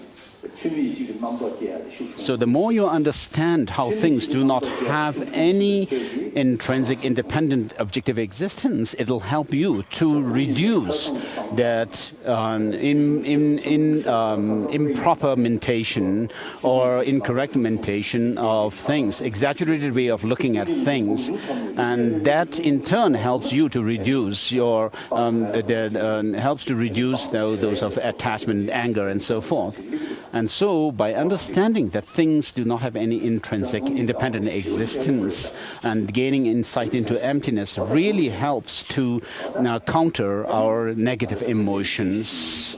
So therefore, emptiness, teaching of emptiness, or view of emptiness is very important for us to understand. So within Buddhist tradition, of course, there are those of the different interpretations of the Four Noble Truths and their different aspects. For example, with regard to suffering, the Noble Truth of suffering, it has these aspects of impermanence, suffering, empty, and selflessness.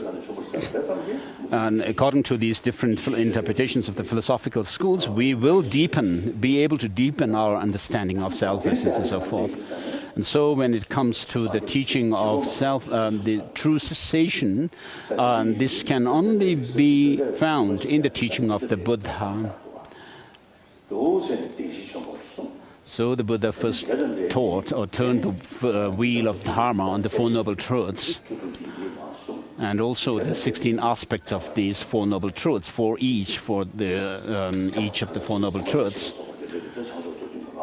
And then he also taught the 37 harmonies of enlightenment, or the factors aligning with enlightenment, which are common to, these teachings we share with the Pali tradition. And then in Gritakuti, the vulture pick, the Buddha gave as his disciples deepened their understanding of selflessness, as they advanced their understanding of selflessness, and in their understanding of selflessness, then he taught the very subtle emptiness, which is also called the suchness, or the reality as it is in terms of interdependent nature.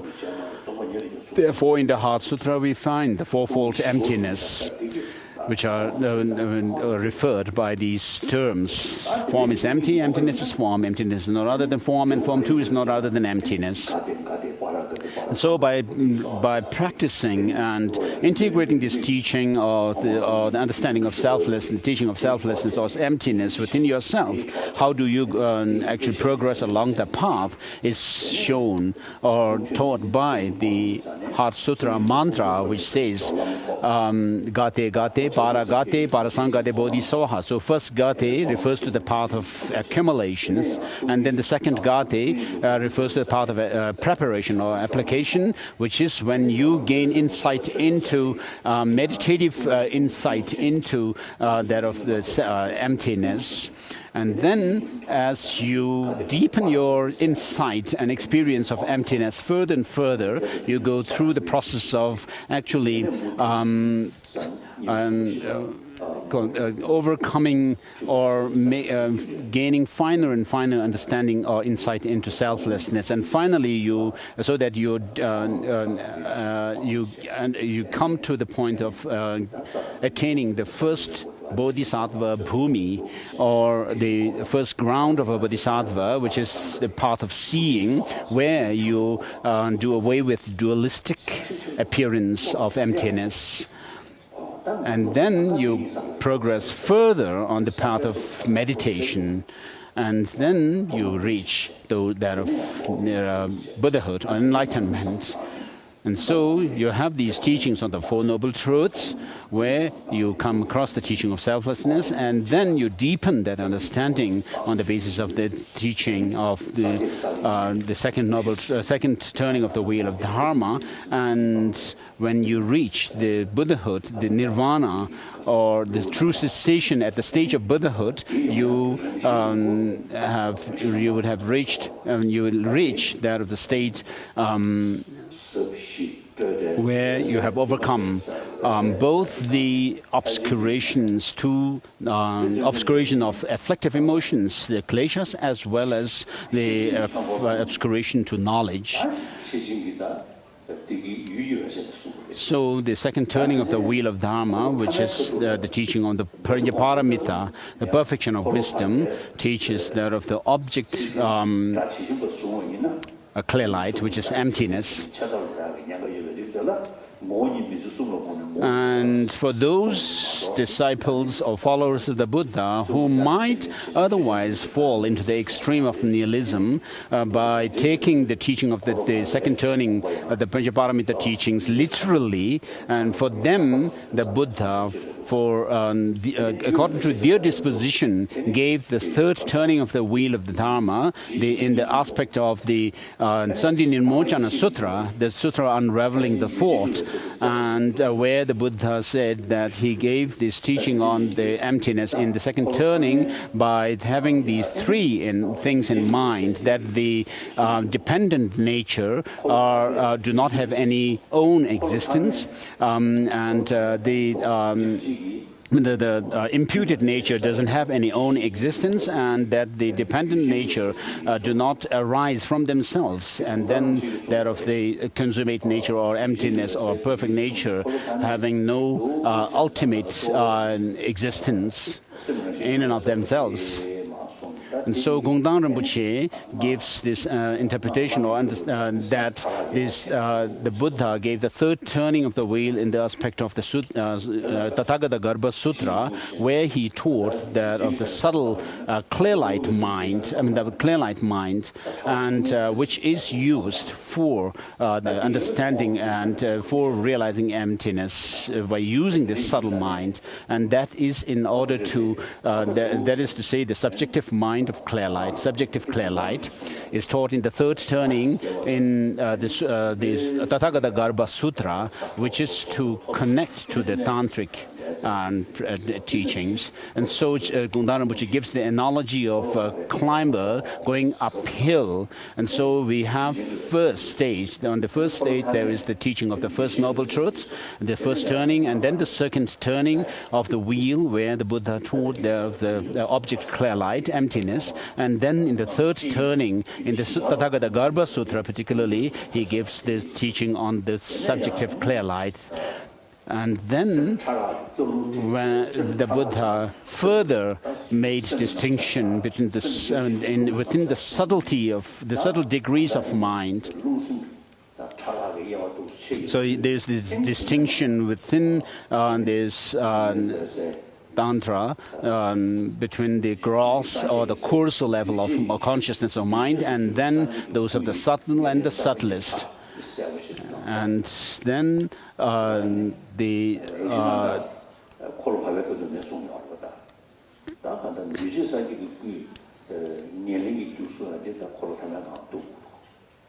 So when you reach the Buddhahood, there is within the Buddha bodies those of the compounded phenomena, his physical body and so forth, which actually arise on the basis of this subtle consciousness, which is taught in the third turning of the wheel, the Tathagata Garbha Sutra.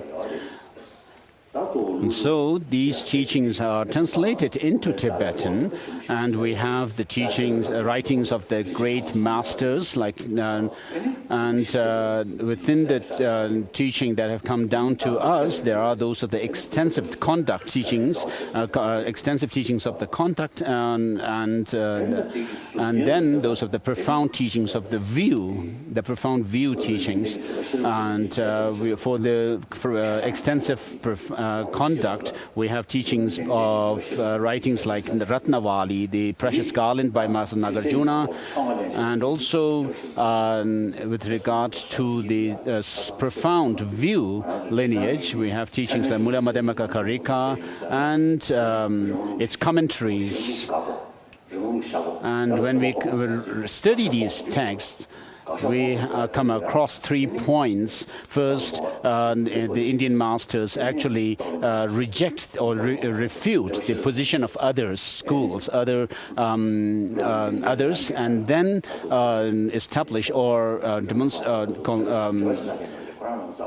give their own position, and then gives rebuttal of criticisms to their view. And so Buddhapalita also goes through these process.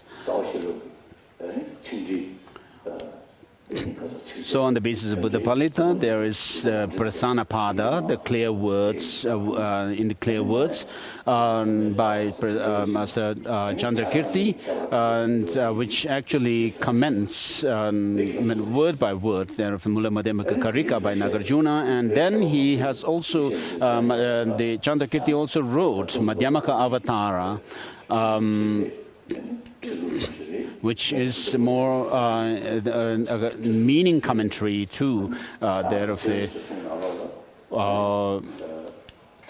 Mula Madhyamaka Karika. And so these, the texts written by, Madhyamaka texts written by Chandrakirti, Buddhapalita and so forth, I have received the transmission from my master, Chisur Rinpoche, Venerable Rizong Rinpoche. And so, on the basis of these writings of the Indian masters, we have writings by Master Tsongkhapa, mainly the 5 treatises of Madhyamaka philosophy.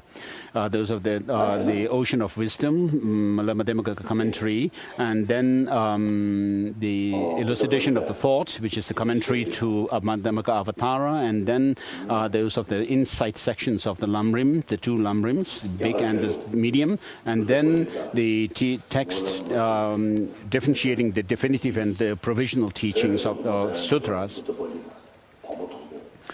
So we start with the text, Buddhapalita commentary in Sanskrit or in Indian language, Buddhapalita, Mula Madhyamaka Karika, in Tibetan, Umatsawa Deva Buddhapalita.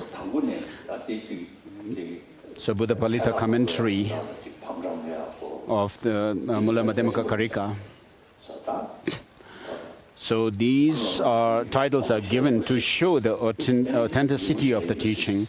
And in Tibetan, there is also a word that is used, a term that is used to give the Section 1, as it is written here.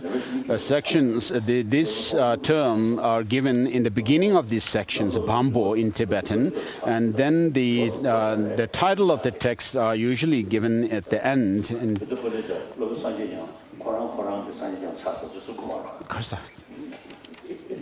Bambo Marsikshit.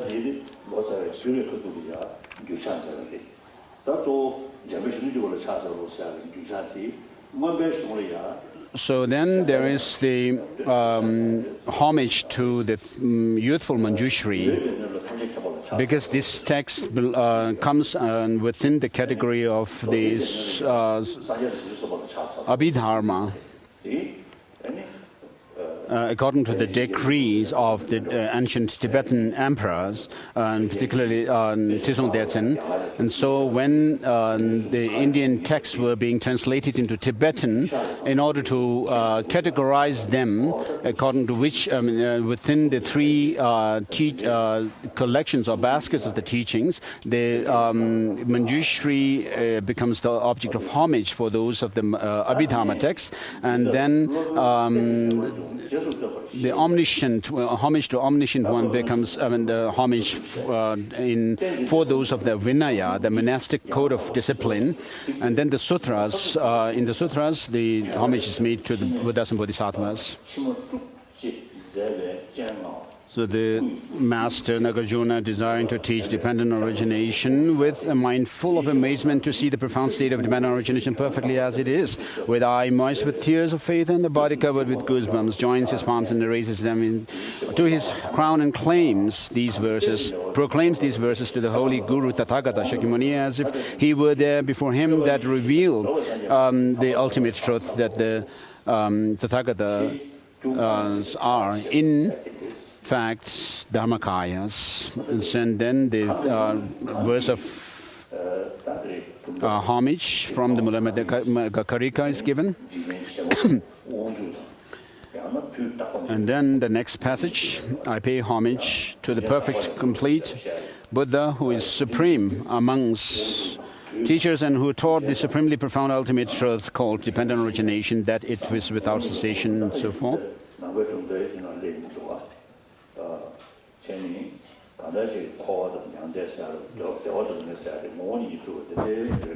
So the next passage after that says he taught the true path that is peaceful, that leads to the city of Nirvana and fully pacifies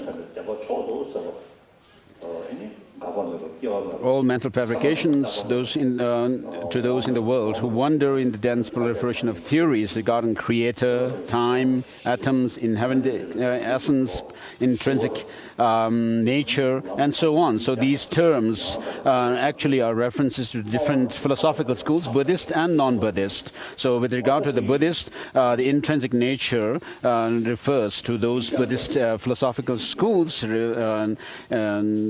asserting some objective existence in things.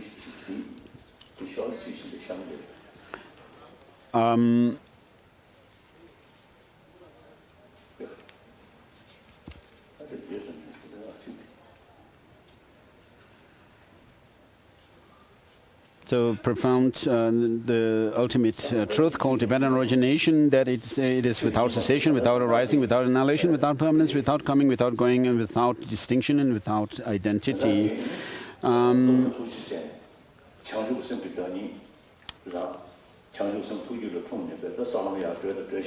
So this master, the compassionate master who has the genuine experience of bodhicitta, who sees to it that the sentient beings are liberated out of his compassion,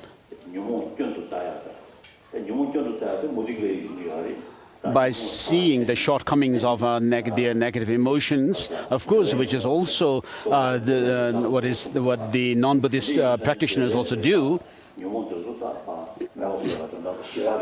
So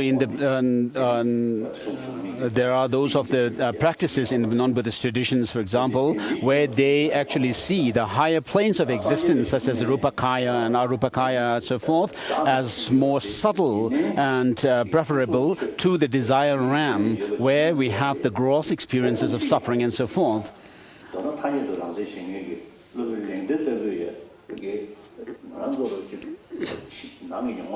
So even the Buddhist philosophical teachers like Bhaviveka says that things do appear to our perception as if they have some objective existence, and that is actually true. He says that there is objective existence in things, and therefore Master Nagarjuna's ultimate system it is understood that as long as you are left with some objectification in things, I mean, you cannot overcome all negative emotions, the kleshas.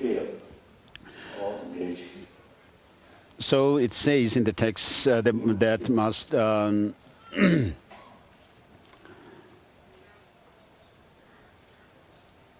Nagarjuna, desiring to teach dependent origination with a full mindful of amazement and so forth, to see the profound state of dependent origination perfectly as it is.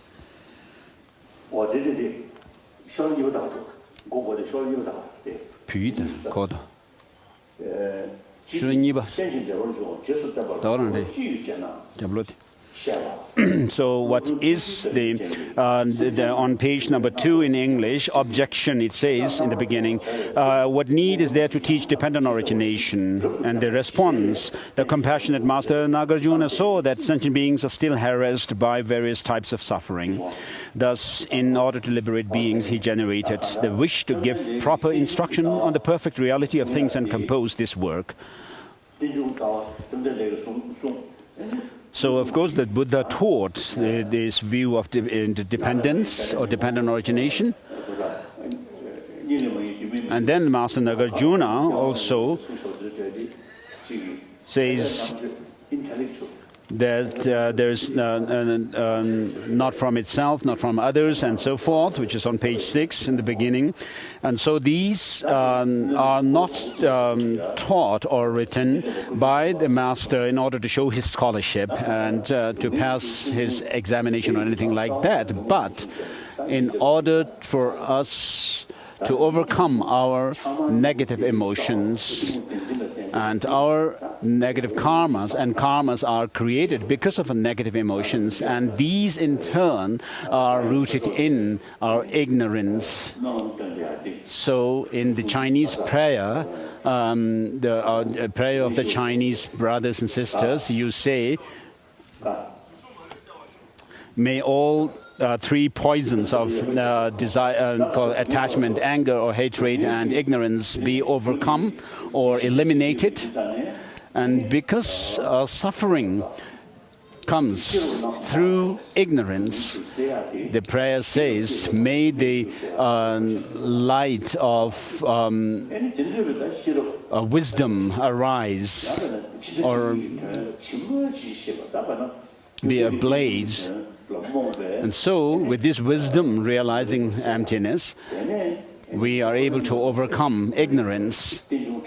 First, ignorance about the law of causality, and then we need to also understand the ultimate reality of things. And therefore, may the light of wisdom shine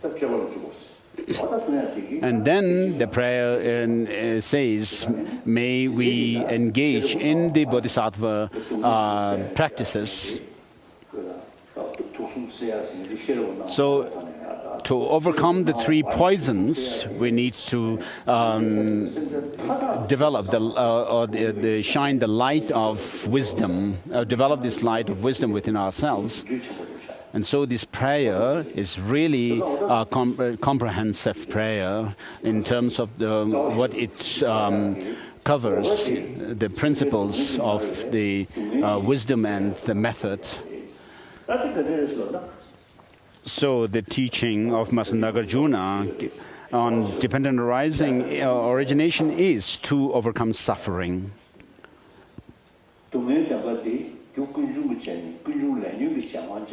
So Master Nagarjuna also says,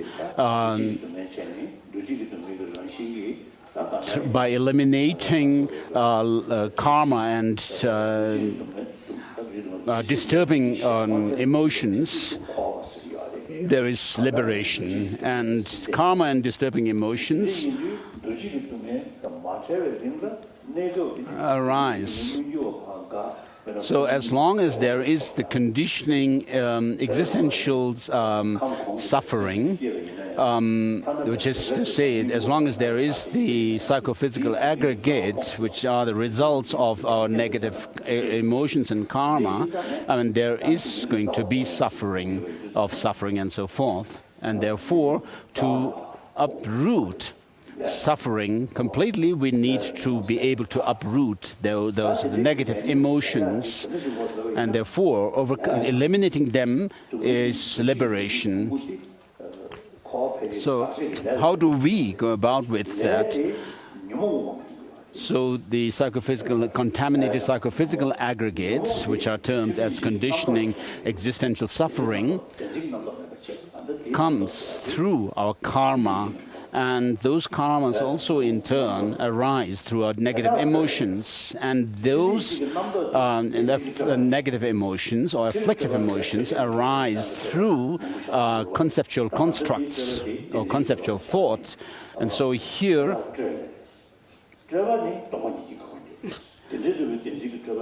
and these in turn arises through reification, which is to mean those of grasping at some true independent existence in things, and this is ended by the understanding of emptiness, through the understanding of emptiness.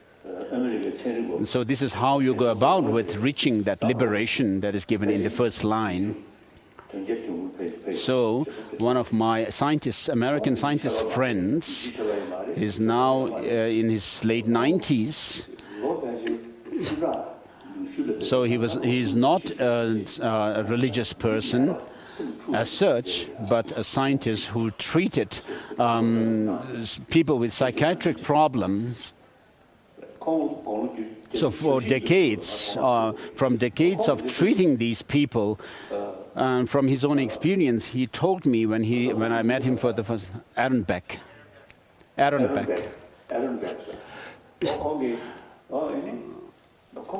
So Aaron Beck, when I first met him, he was in his 80s, 86 or something, and he told me that when someone is disturbed with anger, fully disturbed with anger, the person actually sees the objects to which or with which he or she is angry as absolutely negative, but from his experience of treating such people, he said 90% of such negativeness is our own mental projection.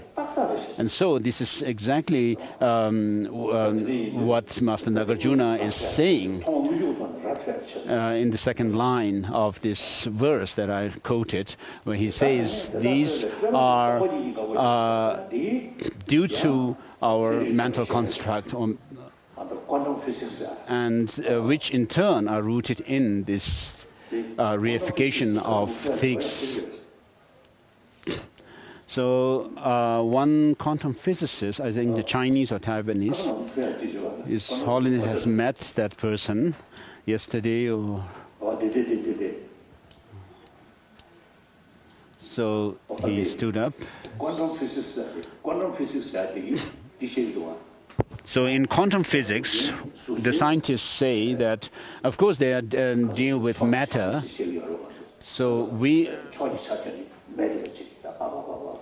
So when you actually go deeper and deeper into the subatomic atoms and subatomic particles, they actually talk about the quarks, quark number 1, 2, 3, 4, and so forth. And so they say that in matter, with regard to matter, nothing can be found objectively. So in Calcutta, I was in a university, I think the presidential or presidency university, and I met a quantum physicist there, an Indian quantum physicist, who told me that, of course, they only talk about, in relation to matter. And so he said that we cannot talk about existence of things without talking about an observer.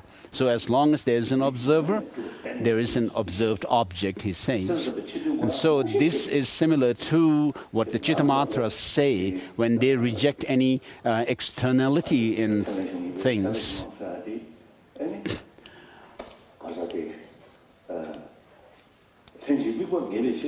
So because the blue and the color blue and the perception of blue arise simultaneously, they say,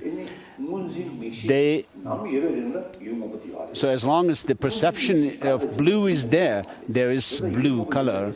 And when the perception stops, then there is no blue as such. And so this is, therefore, the quantum physics explanation of non-objective existence of things is similar to this view of Chittamatras. So this logic of simultaneity of the object and the perception is what the Chittamatras use to prove that there is no externality in things. And so I saw one Chinese article where a quantum physicist has said that because quantum physics says that things have no objective existence, and having gained conviction in this view, this person actually has said that he or she has cannot actually perceive things as blue or black and white. So this is very similar to what Master Nagarjuna has also mentioned in the quote that I recited earlier, which is to say that things have no objective, existence, that the mental constructs are rooted in this reification of things having some kind of true existence. So, of course, the quantum physicists are not yet able to say that things are merely by name. Things exist merely in name yet. So although they do reject any objective existence in things, but in Buddhist tradition, we do, for over 2,000 years, we have already mentioned that the things exist merely by way of name, by name. And so another Indian quantum physicist, nuclear physicist I have met was Raja Ramana, who said that quantum physics in modern times, of course, is some kind of a new theory and understanding, but in India, that has actually developed, that was developed in the West, but in India, this concept has already been discovered by Master Nagarjuna. So by reading Master Nagarjuna's text, he actually told me that he was someone, as an Indian, and felt proud.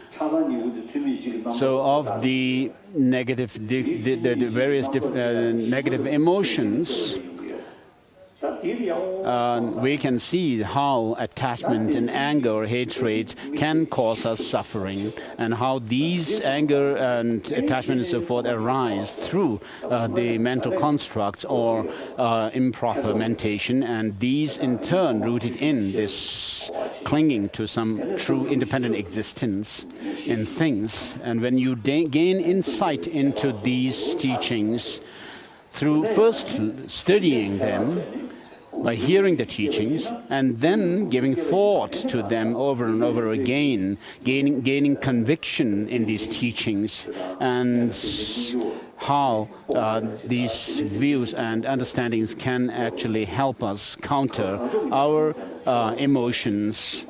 And so we'll be able to gain some understanding and in-depth understanding of how we can overcome these the negative emotions, and then that can actually lead us to the understanding that the possibility of gaining the true cessation.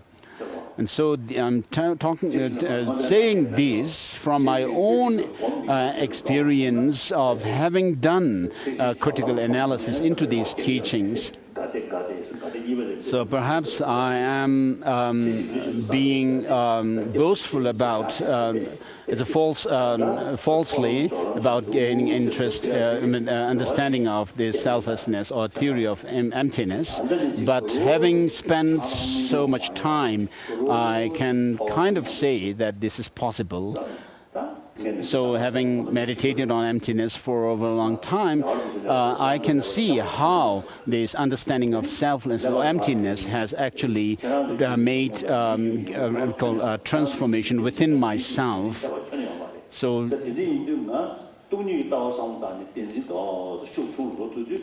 if I am able to reduce the strength of my grasping at some form of independent objective existence things by thinking and pondering or contemplating that of emptiness for over decades, I mean, it's possible for you also to gain similar experience if you spend decades thinking and giving serious thought and contemplating about emptiness. So Master Nagarjuna didn't write his texts to show his scholarship, as I said before, so that he could be included amongst those intellectuals. So by thinking to help those suffering sentient beings, he wrote this text, it says. And therefore, he pays homage to Master, the Buddha Shakyamuni,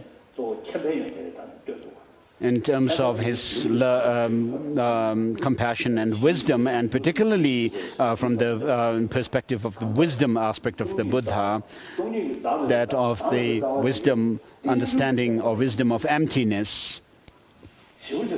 And wisdom of emptiness in the sense of how the reality of dependent origination. And so Master Tsongkhapa also pays homage to the Buddha, and on the basis of having taught that of dependent origination. So there's no teaching which is not based on the understanding of a dependent nature of things, and therefore there is no teaching which does not lead one to peace, liberation. Therefore, those who fall outside of the teaching of the Buddha still cling on to the extremes of nihilism or eternalism.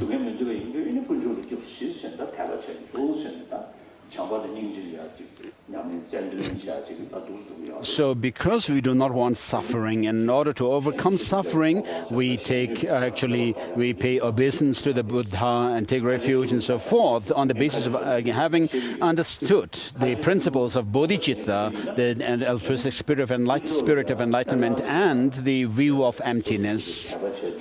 So of course, in other religious traditions, such as Islam, the practitioners or the followers say that just as they respect and they actually give themselves into Allah as the infinite, the embodiment of love and compassion, likewise they must respect all creature of Allah, the entire creature of Allah. And so the practitioners say that they must not, as Muslim practitioners, they must not harm any being.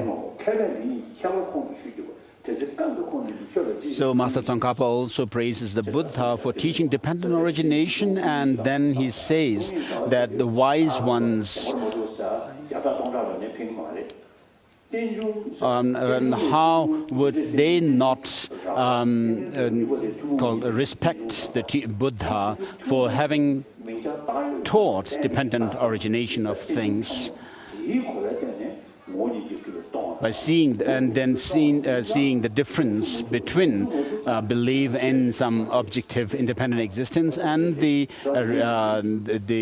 emptiness of such existence. And so the homage says, the one who taught dependent origination, that is without a cessation. So dependent origination, in the sense of causality, is something which we can see with our own eyes, that effects and results come from their causes. And the causes are called those that help or that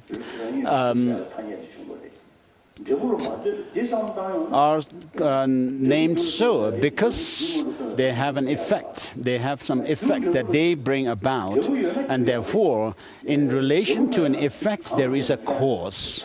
So without an effect, there is no cause. Without there being something that is helped to come about, there is no factor of help as such, that which helps as such. And therefore, to say something is a cause means that it is dependent or related. It has to be posited in relation to its effect. And similarly with action, there is no actor without an action. There is no action without an acted upon object, and no acted upon object without an actor, and so forth. So there is nothing independently existing things. Things have no independent existence in this manner. Action, actor, and the acted upon do not have any independent existence. So things which are dependently originated, do they intrinsically have cessation, origination, and so forth? So with regard to arising also, you cannot find anything that you can pinpoint as being arising or arisen from self, others, both, or neither.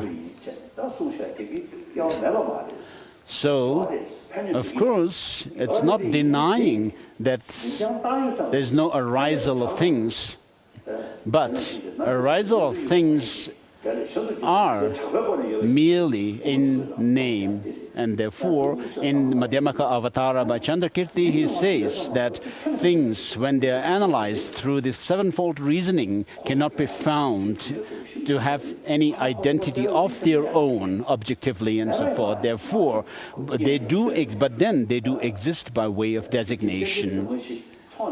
So we do not say things do not exist, but things do exist by way of designation on the basis of, based on the objects or the basis of designation, which are the varieties of causes, factors that actually give identity to the things. And therefore, we should understand how dependent origination leads to the understanding of emptiness. And emptiness leads to dependent origination. So I'll stop here. So I feel to have this opportunity, I feel fortunate and to have this opportunity to give teaching on Buddhapalita commentary. So I'm able to give this teaching because of having received the transmission from the former Garden Tripa, So when I was in Nubra, I asked Tisu Rinpoche, Venerable Rizong Rinpoche, if he was going to come to this teaching of Buddhapalita, and he said yes. And I said, I received this teaching from you. Why do you need to come? So in any case, I received the teaching, and I feel fortunate to be able to give teaching on this text. So the same text I received the teaching from Gaden Tisu Rinpoche. So the same text, we have the same text that we are actually giving teaching to one another. But the difference is that the Central Tibetan dialect is more easier to understand for people.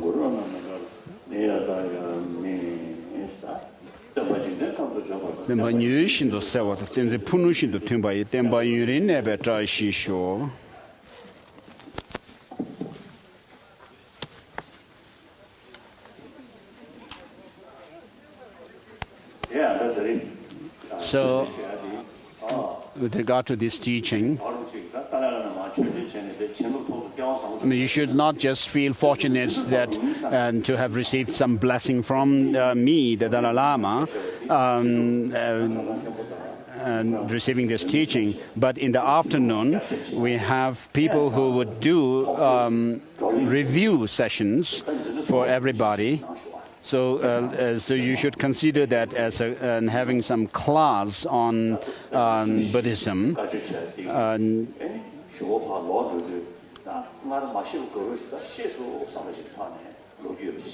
So that you could go back home after the teachings of these 4 days teaching. When you go back home, you should be able to go with some new understanding of the teaching, and should not be the same person saying, "Oh, I didn't understand and get any new insight from this teaching."